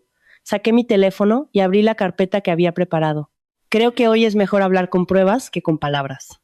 Reproduje la grabación que había hecho antes en el salón. La voz de Mateo se oyó clara y nítida. Para mí, hace mucho que solo eres una máquina de hacer dinero. La sala se quedó en silencio. Mateo parecía haberse quedado sin aire. Su rostro cambió de color al instante, pero no le di tiempo a recuperarse. Mostré las capturas de pantalla de las transferencias desde la cuenta conjunta. Luego, la solicitud de préstamo con indicios de firma falsificada. Y después, las fotos de Carla, con mi pijama, paseándose por mi casa como si fuera la dueña, mientras mi matrimonio con Mateo legalmente seguía en pie. Una por una fui presentando las pruebas ante todos. Esta es la cantidad de dinero retirada. Esta es la solicitud para hipotecar nuestra casa. Esta es la foto del amante de mi marido, viviendo a cuerpo de rey en mi hogar. Y esta es mi firma, utilizada en un documento del que yo no tenía ni idea. Pilar, que al principio defendía a su hijo con la cabeza bien alta, fue cambiando de expresión a medida que veía las pruebas. Sus labios temblaban, y su mirada iba de mí a Mateo y a los papeles sobre la mesa. Supe que, aunque quizás estuviera al tanto de la infidelidad e incluso la consintiera o criticara a su nuera por no tener hijos como siempre había hecho, el hecho de que Mateo hubiera intentado hipotecar la casa a sus espaldas, metiéndose en deudas y usando documentos falsos, era algo que claramente ella no sabía. La miré a ella y luego a Mateo, y mi voz se volvió firme. La infidelidad puede llamarse inmoralidad, pero falsificar una firma, usar un bien ganancial para pedir un préstamo y endosarle la deuda a tu esposa, eso ya no es un asunto familiar. Apenas terminé la frase, Mateo estalló. Se abalanzó hacia mí, intentando arrebatarme el teléfono, pero Marcos, que estaba a mi lado, se interpuso, con una voz fría y clara. Señor Mateo, si toca ese teléfono o realiza cualquier acto de intimidación o destrucción de pruebas en este momento, será muy perjudicial para usted. Le aconsejo que se quede quieto. Mateo se detuvo en seco, con la cara roja de rabia y vergüenza. Carla, a su lado, empezó a perder los nervios de verdad. Ya no pudo mantener su tono suave. Se giró hacia Mateo, con la voz quebrada por el pánico. Pero si dijiste que en cuanto firmara el divorcio todo estaría arreglado, ¿por qué ahora pasa esto? En cuanto soltó la frase, la sala se congeló una vez más. Mi tío golpeó la mesa con la mano. Mi tía se quedó con la boca abierta. Y yo miré directamente a Carla, a su rostro pálido por haberse delatado, y solo un pensamiento cruzó mi mente. Acabas de ofrecerte como testigo. Mateo se giró hacia ella, con los ojos desorbitados, como si quisiera comérsela viva. Pero ya era tarde. Esa frase espontánea valía más que 1000 de sus excusas. Guardé lentamente el teléfono. Mi corazón ya no estaba en un torbellino. El salón ya no era el escenario de sus mentiras, ni el teatro donde Carla interpretaba a la vencedora. Justo en la casa de la que creían haberme echado, sus verdaderas caras estaban cayendo a pedazos, y supe que esta era solo la primera vez que probaban el sabor de ver la tortilla darse la vuelta. Después de aquel desenmascaramiento en el salón, pensé que Mateo seguiría gritando, negándolo todo, montando otra escena para salvar las apariencias. Pero no, se quedó completamente en silencio. Y ese silencio no me tranquilizó, al contrario, me puso más alerta. Alguien como él nunca se rinde admitiendo su error. Cuanto más callado estaba, más segura estaba de que en su cabeza estaba tramando algo más sucio, más sigiloso y más difícil de contrarrestar. Y no me equivocaba. A la mañana siguiente, justo cuando llegaba al pasillo del hospital, mi teléfono empezó a vibrar sin parar. No eran llamadas, sino mensajes de Mateo. El tono era completamente diferente al del día anterior, tan suave y falsamente conciliador que me dio náuseas leerlo. Isabel, no hagas esto más grande. Me equivoqué en lo sentimental, pero lo de los papeles es un malentendido. Somos marido y mujer. Podemos arreglarlo en privado. Leí el mensaje varias veces y me reí con frialdad. A estas alturas, que se atreviera a llamar malentendido, a falsificar mi firma, hipotecar la casa y meter a su amante a vivir allí, demostraba que su desvergüenza no tenía límites. No respondí. Hice una captura de pantalla, se la envié a Marcos y la guardé en mi carpeta de pruebas. A partir de ahora, cada palabra de Mateo ya no era la de un marido a su mujer, sino el rastro de alguien que busca desesperadamente una salida. Pero eso fue solo el principio. A mediodía, me llamó Lucía, furiosa. Me dijo que en la oficina ya circulaba un rumor muy bien montado, que yo había sido infiel primero, que mi marido me había pillado y por eso me había echado de casa, y que ahora había vuelto para exigirle dinero y propiedades. Al escucharlo sentí que la sangre me hervía. ¡Qué sucio! Sabía que no podía rebatir las pruebas, así que había decidido manchar mi nombre primero, para que cualquiera que oyera mi nombre pensara en una mujer adúltera y poco fiable. Lucía añadió en voz más baja, como si temiera que me afectara aún más. Y eso no es todo. Alguien ha enviado unas fotos manipuladas a tu jefe. A primera vista, parece que estás abrazando a un hombre desconocido en un coche. Pero yo, que lo he mirado bien, sé que es un montaje. El hombro y la cara no coinciden con la luz. Me quedé paralizada en mitad del pasillo del hospital. Si no fuera por el aviso de Lucía, si en mi empresa no fueran lo suficientemente perspicaces, solo esas fotos habrían bastado para dejarme sin marido, sin trabajo y sin honor. Me apoyé en la pared, respiré hondo, intentando calmar el temblor de mi pecho. Fue entonces cuando entendí que Mateo ya no atacaba mis sentimientos, estaba atacando mi medio de vida. Quería que perdiera mi reputación en la empresa, mis ingresos, mi posición, para que al final no me quedara más remedio que agachar la cabeza y firmar lo que él quisiera. Aún no me había recuperado de lo de la empresa cuando, por la tarde, en el hospital, recibí otro golpe helador. Una enfermera, a la que conocía de vista, me llevó a un rincón y me dijo en voz baja: «Señora Isabel, esta mañana vino una gente extraña preguntando por el historial médico de su padre. Dijeron que eran familiares del yerno y preguntaron con mucho detalle sobre su estado de salud, el seguro, quiénes venían a visitarlo». Al oírlo, se me helaron las manos. «¿Quiénes eran?», pregunté al instante. La enfermera negó con la cabeza. Dijo que eran un hombre y una mujer, bien vestidos, que hablaban en voz baja, por lo que al principio todos pensaron que eran familiares de verdad. Por suerte, no les dieron el historial porque el médico responsable había dado orden de hablar solo directamente con los familiares de sangre. Me quedé de piedra. Mateo ya estaba merodeando incluso cerca de mi padre. No solo quería atacarme a mí, sino que quería extender sus tentáculos. Quería obtener información, averiguar hasta qué punto mi padre podía seguir apoyando a su hija, o peor aún, usarlo para presionarme, para que mi padre se enterara y me obligara a ceder. Al pensar en eso, sentí un nudo en la garganta. Un hombre que llega a esos extremos ya no tiene ningún tipo de escrúpulo. Ni siquiera respetaba a alguien que acababa de sufrir un ictus. Esa noche, justo después de que mi padre se durmiera, mi teléfono volvió a iluminarse. Esta vez era una llamada directa de Mateo. Miré la pantalla unos segundos y contesté. Su voz al otro lado era extrañamente suave, el tono meloso y falso de una serpiente que se enrosca antes de atacar. Isabel, lo he pensado. No hagamos un escándalo de esto. Te doy la oportunidad de retirarte de forma pacífica. Firma el divorcio y te dejaré ir dignamente. Al escucharlo me eché a reír. La frase «te doy la oportunidad» era algo que solo alguien como Mateo podría decir. Hipoteca la casa, tira mi ropa en una maleta, Mete a su amante a vivir, falsifica mi firma y ahora me concedía una salida digna. Mantuve mi voz firme y fría. Quien necesita una salida eres tú, no yo. Hubo un silencio de varios segundos al otro lado. Pude oír claramente su respiración agitada a través del teléfono. La fina capa de amabilidad que había intentado mostrar se resquebrajó al instante. Cuando volvió a hablar, su tono había cambiado por completo, volviéndose duro, venenoso y revelando su verdadera naturaleza. Pues entonces no me culpes por ser despiadado.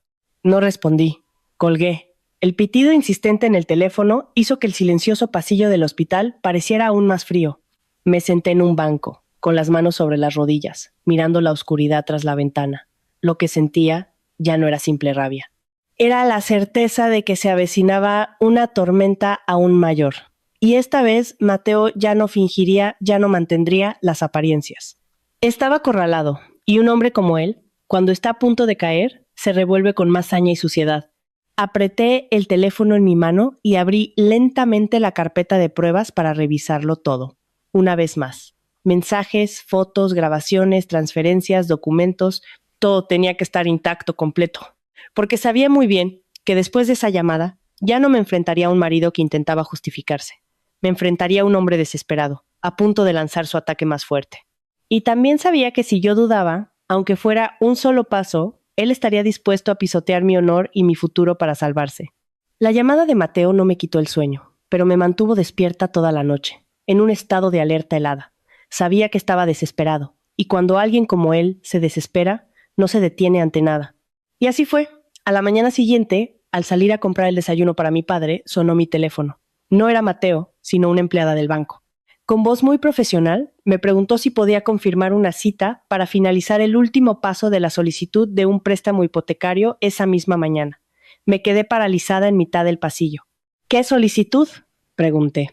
La empleada leyó el nombre de la propiedad, el número de expediente y añadió que el solicitante, el señor Mateo, había pedido acelerar el proceso porque la familia necesitaba el dinero urgentemente. La sangre se me heló. Tal como había predicho Marcos, al ver que yo no cedía, Mateo intentaba cerrar el trato, conseguir el dinero, antes de que yo pudiera bloquearle el paso. No le dije mucho a la empleada, solo que necesitaba verificar la información y que la llamaría de vuelta. Apenas colgué, llamé a Marcos. Al escuchar la noticia, me dijo rápidamente: ¿está realmente desesperado? Y cuanta más desesperación, más errores comete. No lo alertes. Deja que yo hable primero con el banco. Si colaboran, lo atraeremos al centro del escenario para desenmascararlo. Menos de media hora después, Marcos me llamó. El banco había aceptado colaborar, manteniendo la confidencialidad y sin informar a Mateo de que su solicitud estaba bajo sospecha. Mi tarea ahora era atraerlo, hacer que él mismo confesara lo que creía que era un secreto. Marcos me dijo que le enviara un mensaje muy corto. Acepto reunirme, pero aclárame todo esto. Leí la frase varias veces antes de enviarla. Menos de un minuto después, Mateo respondió: perfecto, a las 11 en el banco. Me alegro de que entres en razón. Leí su mensaje con náuseas. Un hombre que intentaba falsificar la firma de su mujer, robarle la casa y hundirla en deudas, y todavía se creía en posición de perdonarle la vida. A las 11 en punto, yo estaba en el banco. Marcos no entró conmigo desde el principio. Se quedó en un despacho interior, según lo acordado con el personal. Me senté en la zona de espera, con la espalda recta y las manos sobre mi bolso. A los pocos minutos, entró Mateo. Llevaba una camisa azul oscuro, el pelo peinado y una expresión de falsa calma, aunque sus ojos se movían con más nerviosismo de lo habitual. A su lado Carla, también vestida formalmente, con el bolso apretado contra su cuerpo y los labios pintados de rojo, aunque su rostro no podía ocultar la tensión. Apenas se sentó frente a mí, Mateo se recostó en la silla, con esa familiar arrogancia fingida. Sonrió con desdén y dijo, como si fuera muy generoso: me alegro de que hayas entrado en razón. No era necesario montar todo este escándalo. Firma los papeles y te daré una cantidad suficiente para que empieces de nuevo, por los 6 años que hemos pasado juntos. Lo miré con una mezcla de pena y asco. Un hombre que estaba pisoteando a su mujer para robarle su casa y su dinero, y todavía se creía superior, con derecho a dar limosna. Pero no revelé mis cartas. Puse una expresión de duda y pregunté lentamente, como si de verdad lo estuviera considerando: ¿y si no firmo, qué piensas hacer?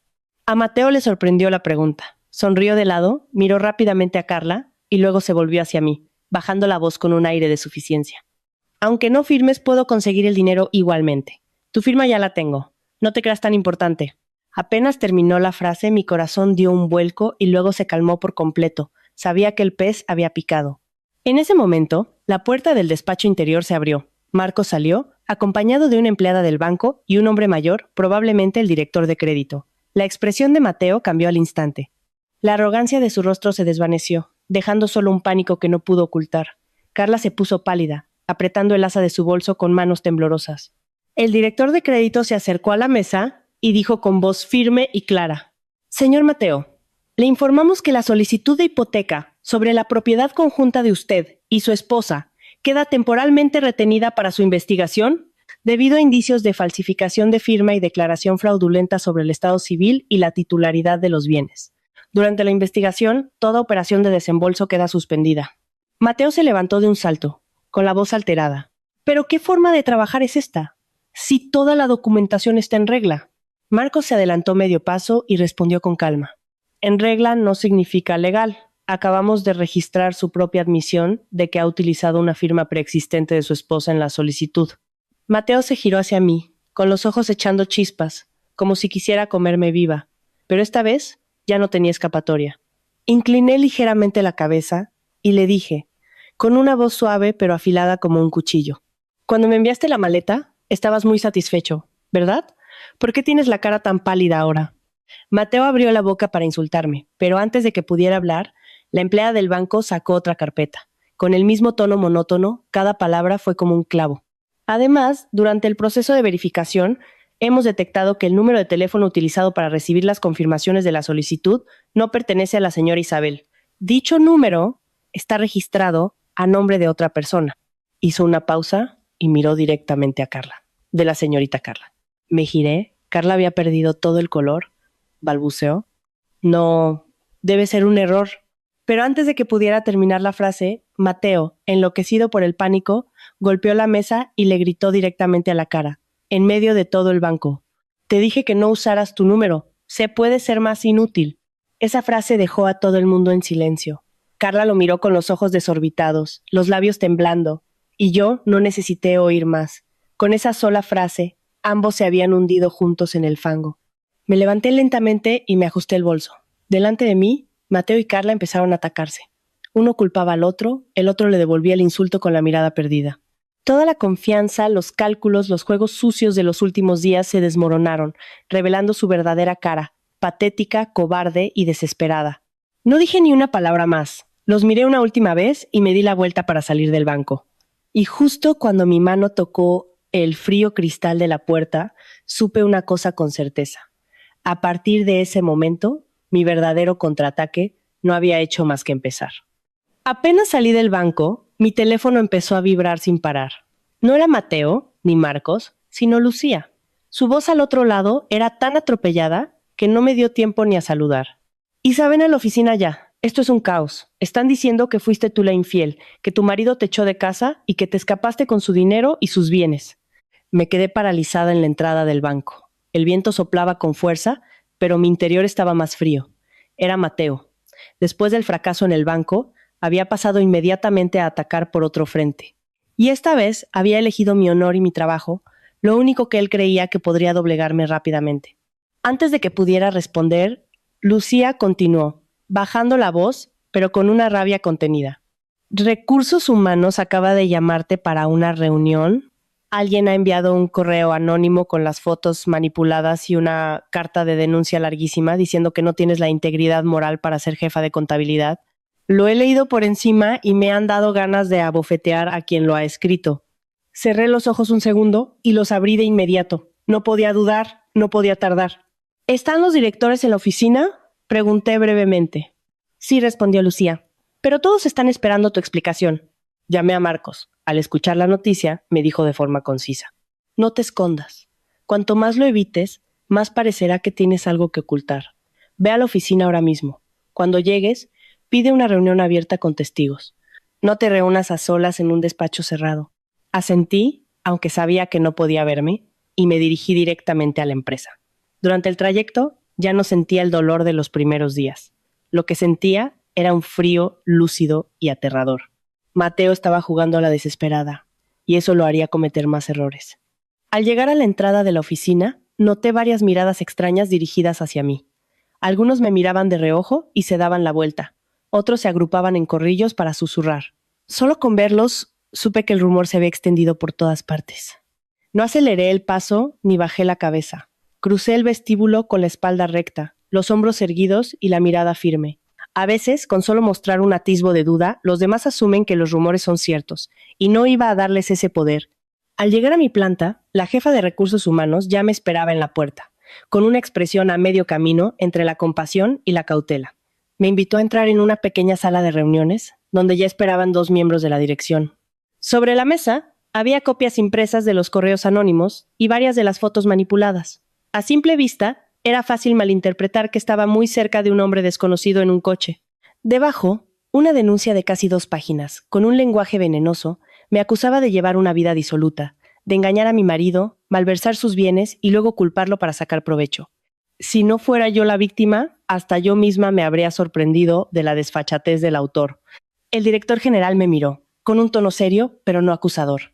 Isabel, la empresa necesita escuchar tu versión. Esto afecta a la reputación del puesto que ocupas. Me senté, coloqué mi teléfono sobre la mesa y respondí con claridad. Solicito que esta reunión sea abierta y con testigos. He invitado a mi abogado y a una compañera de confianza. No tengo nada que ocultar.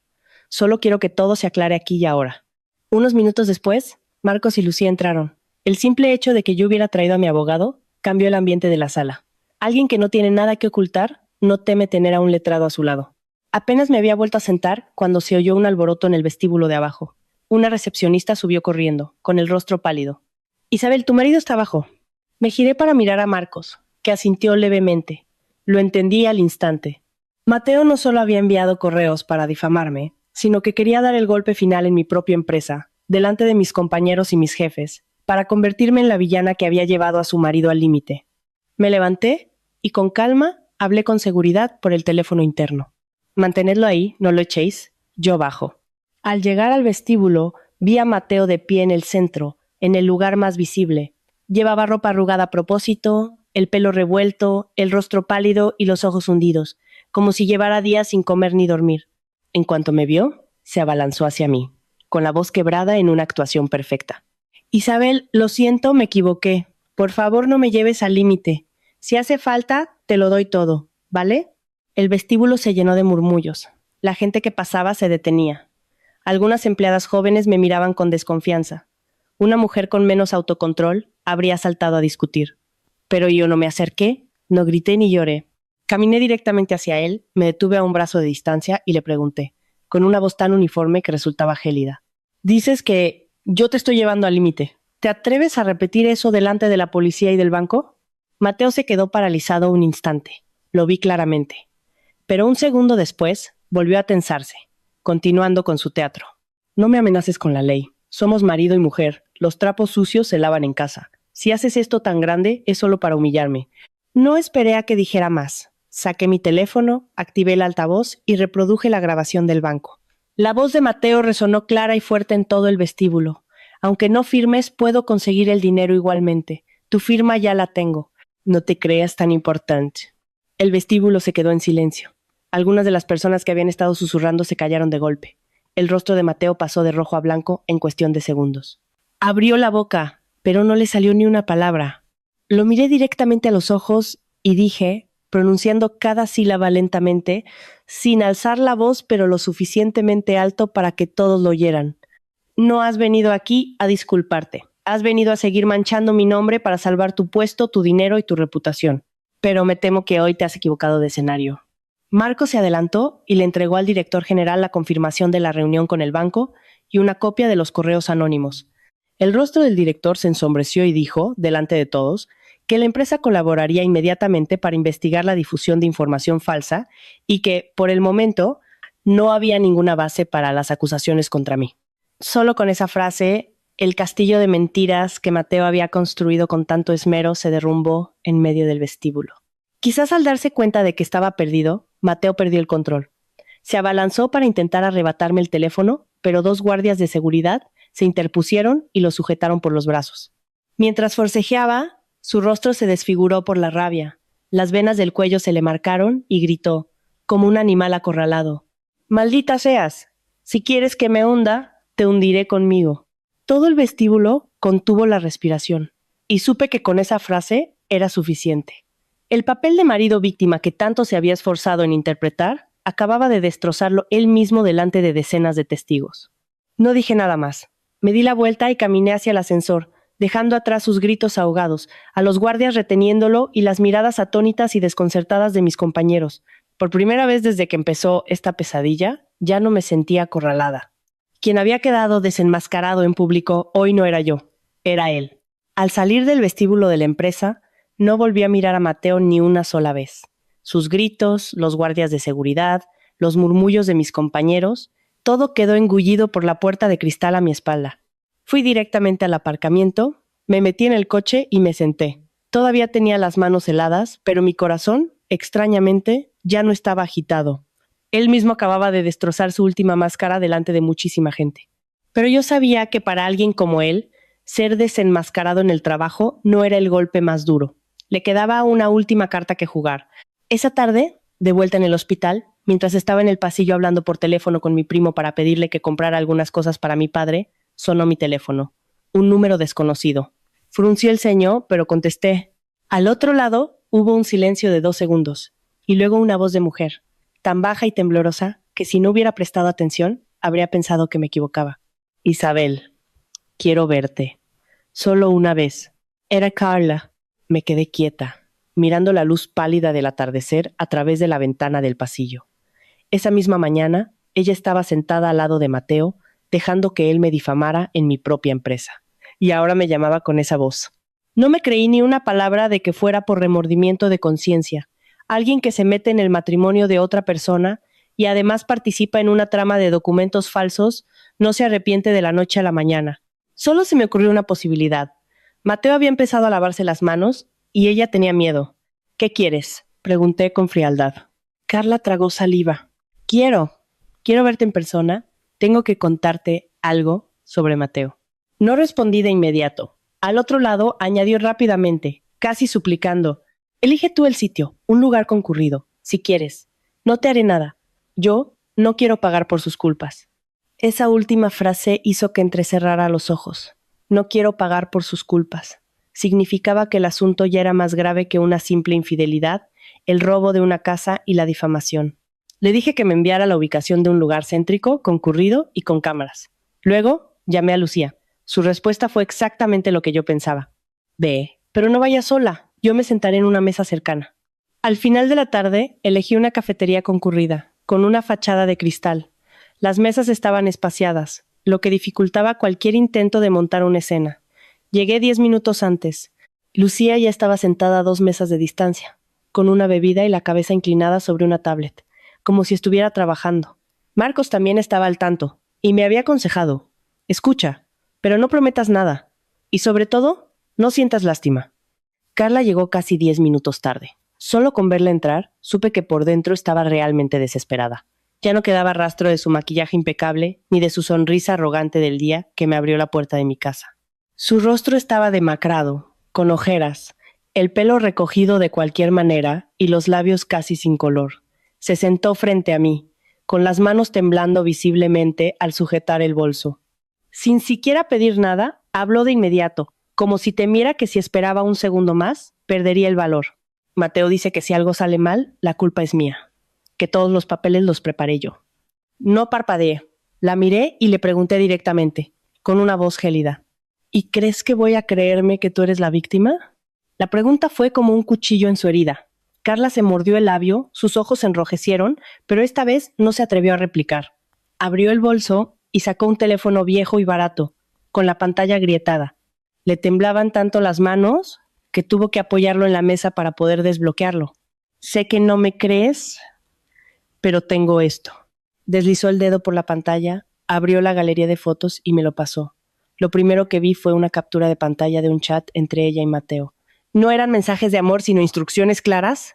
El otro número, manténlo en secreto. El correo que te envié, solo tienes que crear una cuenta y reenviarlo a su empresa. Las fotos, manipúlalas bien, que no se note que el hombro no encaja. Seguí pasando imágenes. Eran todo instrucciones sobre cómo usar otro número de teléfono para las verificaciones, qué mensajes enviarme, cómo reaccionar si yo volví a casa de repente. Se me heló el corazón. Pero lo que me dejó paralizada fue la siguiente grabación de audio. La voz de Mateo sonaba nítida, sin rastro del marido amable de antaño. Déjala que firme todos estos papeles durante unos meses. Cuando su padre se ponga enfermo y ella esté confundida, damos el golpe final. Le envías la maleta y cambias la cerradura. Si se atreve a volver, di que está loca, que son celos. Me quedé inmóvil, mirando la pantalla del teléfono. Resultaba que la maleta no había sido un arrebato impulsivo, ni un ataque de ira. Había sido el golpe de gracia de un plan que llevaba mucho tiempo tramando. Carla, al otro lado de la mesa, empezó a llorar. No a gritos, sino con lágrimas silenciosas que brotaban del miedo puro. Pensé que me quería de verdad.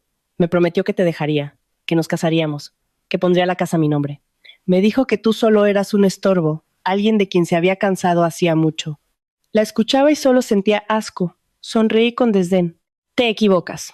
Un hombre que es capaz de estafar a su mujer para quedarse con su casa, también estafará a su amante para salvarse a sí mismo. Carla agachó la cabeza, aferrándose al teléfono, como si fuera un trozo de carbón ardiendo.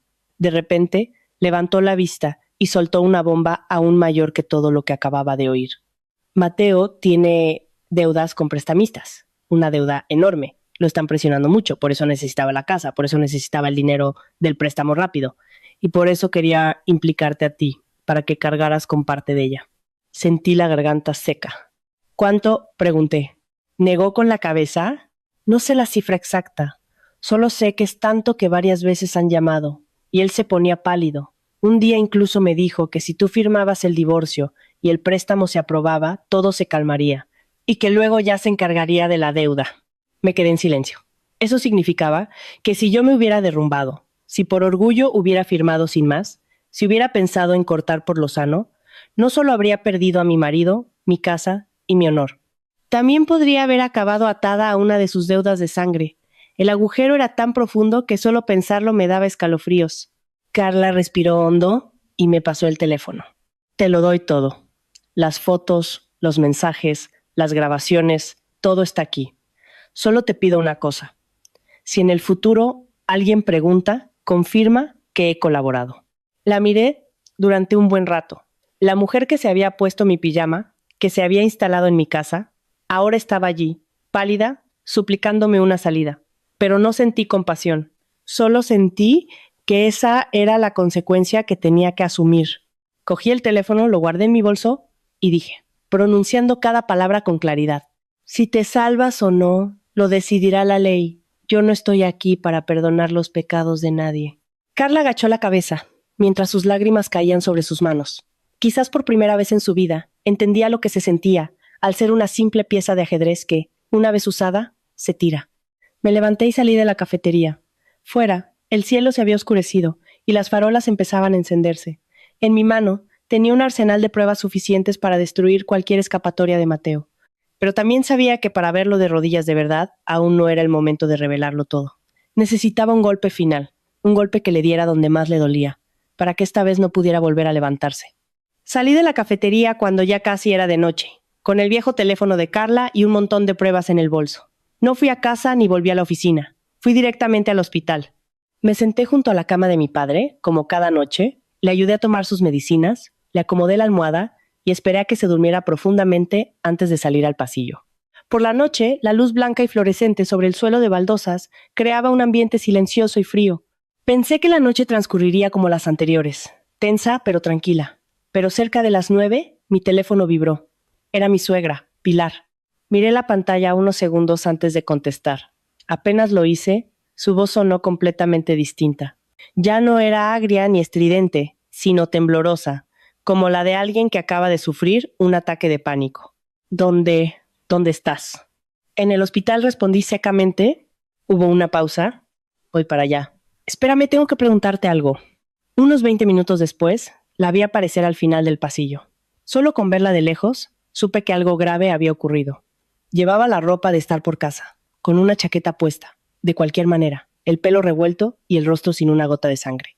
Caminaba deprisa, arrastrando las zapatillas, con las manos aferradas a su bolso, irreconocible comparada con la Pilar que siempre iba con la cabeza alta. criticando a su nuera y defendiendo a su hijo a toda costa. Se sentó en el banco de metal frente a mí. Dime la verdad, dijo, sin rodeos. ¿Es cierto que Mateo tiene deudas con prestamistas? La miré fijamente. En sus ojos ya no había desprecio ni animosidad. Había pánico, un miedo real, tan intenso que su habitual arrogancia se había desmoronado por completo. No respondí directamente. Le devolví la pregunta, con una calma que hasta a mí me sorprendió. ¿Qué ha pasado? Tragó saliva, con las manos entrelazadas con tanta fuerza que se le marcaban las venas. Tardó un rato en poder articular una frase. Resulta que esa tarde, después de que yo me fuera de la cafetería con todas las pruebas, un grupo de hombres desconocidos había ido a mi casa buscando a Mateo. Al no encontrarlo, empezaron a golpear la puerta y a gritar, armando tal escándalo que hasta los vecinos se asomaron. Uno de ellos arrojó un fajo de papeles al jardín, pagarés, su número de teléfono, fotos de la casa y una nota muy clara que decía que si seguía escondiéndose, la casa no estaría a salvo. Mientras me lo contaba no me sorprendí tanto como esperaba. Las piezas del puzzle encajaban cada vez mejor. Mateo estaba realmente contra las cuerdas. Pilar continuó, respirando con dificultad. Pensé que solo querían asustar, pero entre los papeles había una foto de la casa y una nota escrita a mano que decía que Mateo les había asegurado que en cuanto obligara a su mujer a firmar, podría pagarles todo. ¿Es verdad eso?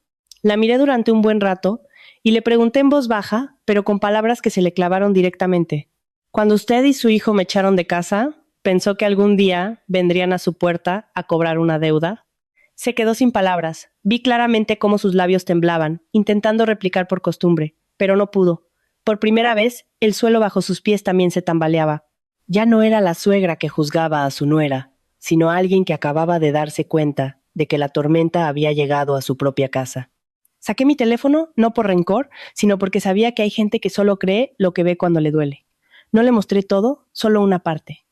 Las fotos de las transferencias sospechosas, la solicitud de préstamo con la firma falsificada, los mensajes entre Mateo y Carla, y la grabación en la que él decía que yo solo era una máquina de hacer dinero. Pilar cogió el teléfono con ambas manos, y su rostro se fue volviendo más pálido a medida que veía las pruebas. Tuvo que entrecerrar los ojos para releer algunas cosas, como si su mente se negara a aceptar lo que estaba viendo. Pero lo que la derrumbó de verdad fue la última grabación. La reproduje. La voz de Mateo sonó clara y fría. Mi madre, con un par de sustos, hace lo que sea. ¿Tiene algo de oro guardado? Si las cosas se ponen feas, se lo quitamos. Solo con esa frase, Pilar pareció perder toda su fuerza. Se quedó paralizada, con los ojos muy abiertos, el rostro desencajado y los labios temblando sin poder emitir sonido. Unos segundos después, logró susurrar, casi sin aliento. ¿De verdad dijo eso? No respondí. La prueba estaba en sus oídos. Sus hombros empezaron a temblar y de repente se golpeó el pecho con el puño. Un sollozo ahogado rompió el silencio del pasillo del hospital. Lo parí, lo crié durante años y se atreve a pensar así de mí. Repetía la frase una y otra vez, como si hubiera perdido la razón. La forma en que se encorvó, agarrándose al banco con una mano y golpeándose el pecho con la otra, me hizo verla por primera vez no como la mujer autoritaria que siempre me había menospreciado, sino como una madre que acababa de descubrir que el hijo, al que tanto había defendido, la veía como una caja fuerte andante, a la que saquear cuando fuera necesario. La miré, sin sentir compasión, pero tampoco una satisfacción plena. Solo vi con más claridad que nunca que cuando la codicia crece hasta el punto de devorar a tu esposa, a tu madre, a tu familia, ya no eres una persona. Eres un pozo sin fondo que arrastra todo lo que encuentra. Pilar levantó la vista, con los ojos enrojecidos y la voz rota. Isabel, ayúdame. Salva la casa. Sálvame a mí. Testificaré. Contaré todo lo que sé, todo lo que ha hecho. Al escucharla, solo sentí una calma fría. Meses atrás, con solo una palabra amable suya, yo habría cedido. Pero ahora, no. La miré fijamente y le dije, pronunciando cada palabra: no la ayudaré por afecto. Solo quiero que toda la verdad salga a la luz. ¿De qué lado quiere estar? Es su elección. Asintió repetidamente, mientras las lágrimas le corrían por las mejillas. Por primera vez, desde que entré en esa familia, pronunció mi nombre con un tono completamente diferente, sin acidez, sin prepotencia. Isabel, me equivoqué. Al oír esas palabras, mi corazón no se conmovió como uno podría esperar. Hay disculpas que llegan demasiado tarde, tan tarde que ya no pueden reparar lo que se ha roto. Lo sabía. Pero también sabía otra cosa. El último bastión que protegía a Mateo acababa de derrumbarse, y una vez que ni su propia madre estaba dispuesta a defenderlo, su futuro solo tenía una dirección: la caída. A la mañana siguiente, después de asegurarme de que mi padre estaba tranquilo y de que Marcos había revisado todos los documentos por última vez, decidimos no esperar más. Lo que tenía que salir a la luz ya estaba claro. Las pruebas estaban reunidas. Para poner fin a todo, había que sacarlo todo de una vez para que Mateo no tuviera escapatoria. Marcos organizó una reunión formal en una sucursal del banco que gestionaba la hipoteca. Por parte del banco asistió el director de crédito. La policía local también estaba informada, ya que el caso presentaba indicios de falsificación de documentos, difamación y amenazas. Yo solicité que estuvieran presentes 2 personas más, mi suegra, Pilar, y por supuesto Carla. Mateo llegó casi 10 minutos tarde. Entró con el rostro agotado, pero aún intentando mantener su habitual arrogancia.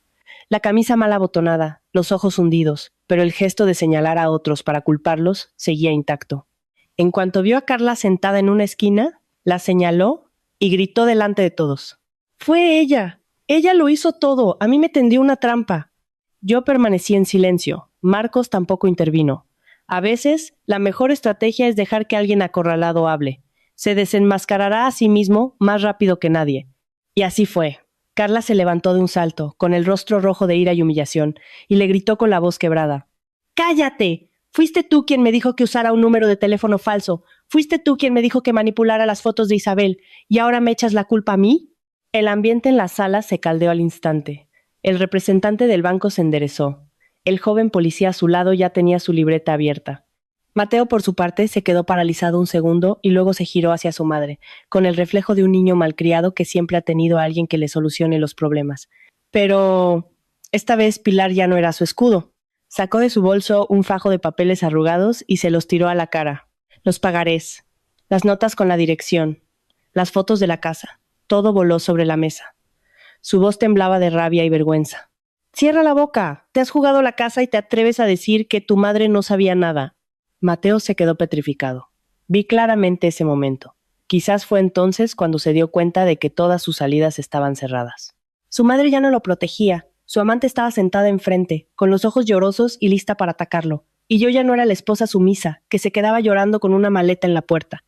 Marcos, sin dejar que la reunión se convirtiera en un caos, abrió su maletín y con calma fue presentando las pruebas una por una. Primero, la grabación del banco donde Mateo admitía: «Aunque no firmes, puedo conseguir el dinero igualmente».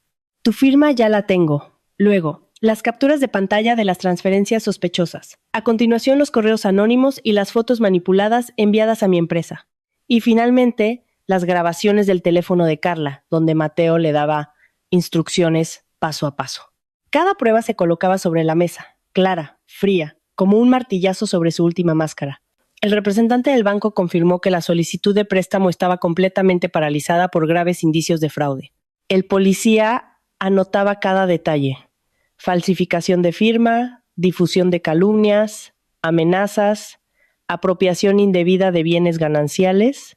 Fue entonces cuando vi por primera vez a Mateo realmente asustado. Ya no intentaba discutir. El sudor le perlaba la frente y sus manos, sobre las rodillas, se abrían y cerraban sin parar. Su voz pasó de ser arrogante a un balbuceo entrecortado.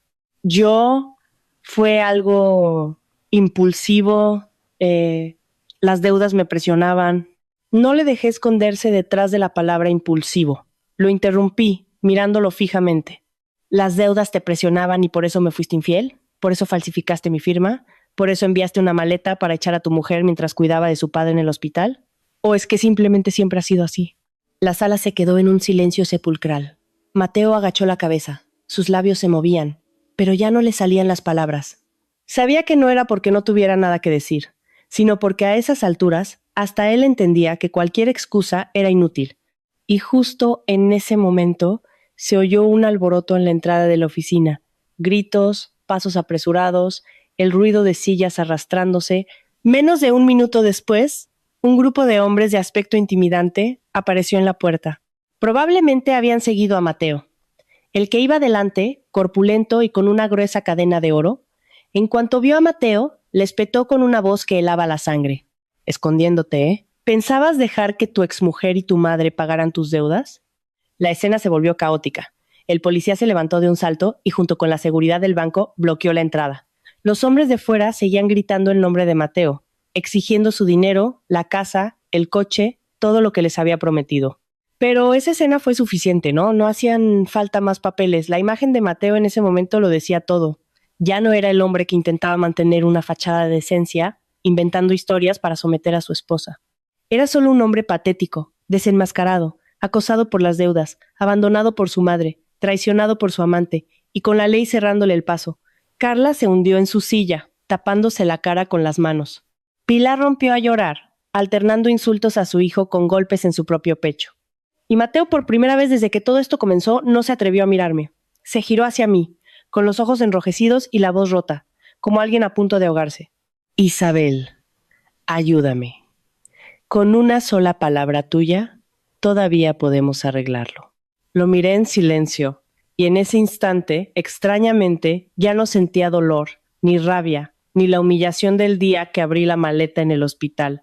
Solo veía ante mí el castigo justo cayendo sobre la persona correcta. Y por primera vez entendí lo que significaba cavar tu propia tumba y caer en ella, tan profundo que ya nadie puede sacarte. La gente en la sala empezó a levantarse. El representante del banco recogió los documentos, el policía cerró su libreta. Marcos intercambió unas últimas palabras y se apartó. El caos inicial dio paso a un silencio frío y vacío, donde toda la verdad había quedado al descubierto. Justo cuando me daba la vuelta para irme, Mateo se abalanzó hacia mí. Nadie tuvo tiempo de reaccionar. Cayó de rodillas a mis pies. El sonido seco de sus rodillas contra el suelo resonó en la sala.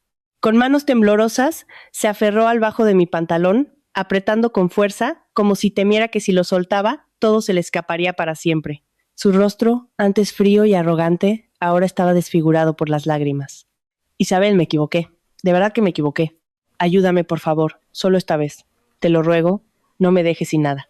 Su voz era un susurro ronco y quebrado, sin rastro del hombre que días atrás me había tirado la ropa en una maleta con una nota que decía: «Lárgate y no vuelvas». Toda la sala se quedó inmóvil. Algunos apartaron la mirada, otros se quedaron paralizados, sin atreverse a mirar. Quizás todos se dieron cuenta del abismo entre lo que acababan de presenciar y la escena que tenían delante. Un hombre que, hasta hacía un momento, intentaba discutir y culpar a otros, ahora estaba arrodillado a los pies de su exmujer, suplicando como un náufrago. Me agaché para mirarlo. La distancia entre nosotros era de apenas unos pasos, pero se sentía como si estuviéramos en mundos diferentes. En mi mente, las imágenes pasaban nítidas, como si hubieran ocurrido ayer.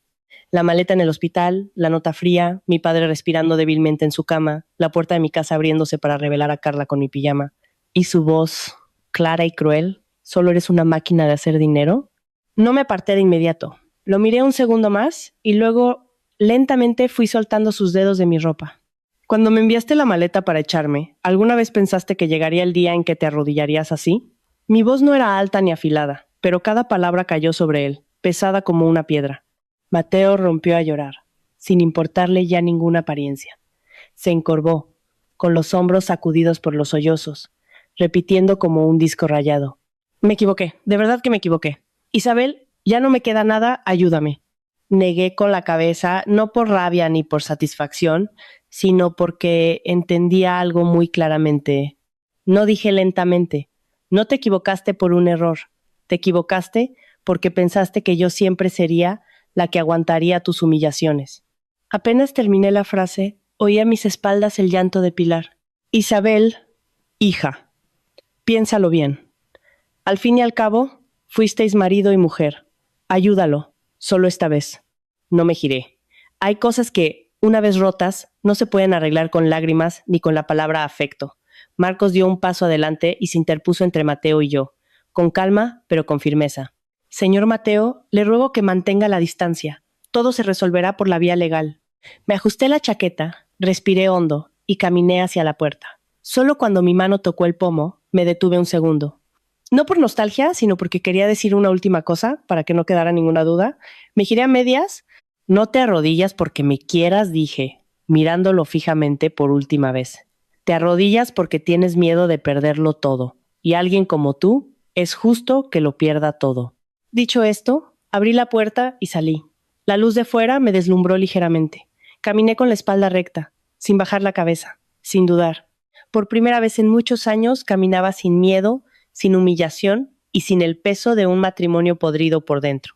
Los días siguientes todo sucedió más rápido de lo que esperaba. Completé los trámites legales necesarios. Lo que era mío, lo conservé. Lo que ya no tenía valor, lo dejé ir. La casa, que una vez fue mi hogar, ahora era solo una dirección que tachar de mi vida. Recogí mis últimas cosas y cerré esa puerta sin mirar atrás. Mi padre se fue recuperando poco a poco. Una tarde, mientras le pelaba una fruta junto a su cama, me cogió suavemente la mano y me dijo, con la voz débil pero cálida, «Mi niña, por fin, has despertado». Casi rompí a llorar. No de dolor, sino porque, por primera vez, sentí que de verdad me había liberado.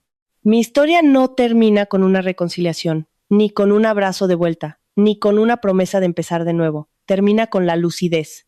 Perdí un matrimonio, pero recuperé mi honor, la verdad y a mí misma. Y él, el que una vez se rió de mi dolor, al final solo le quedó una única postura, la de estar de rodillas. Pero esta vez ya no había nadie que lo ayudara a levantarse.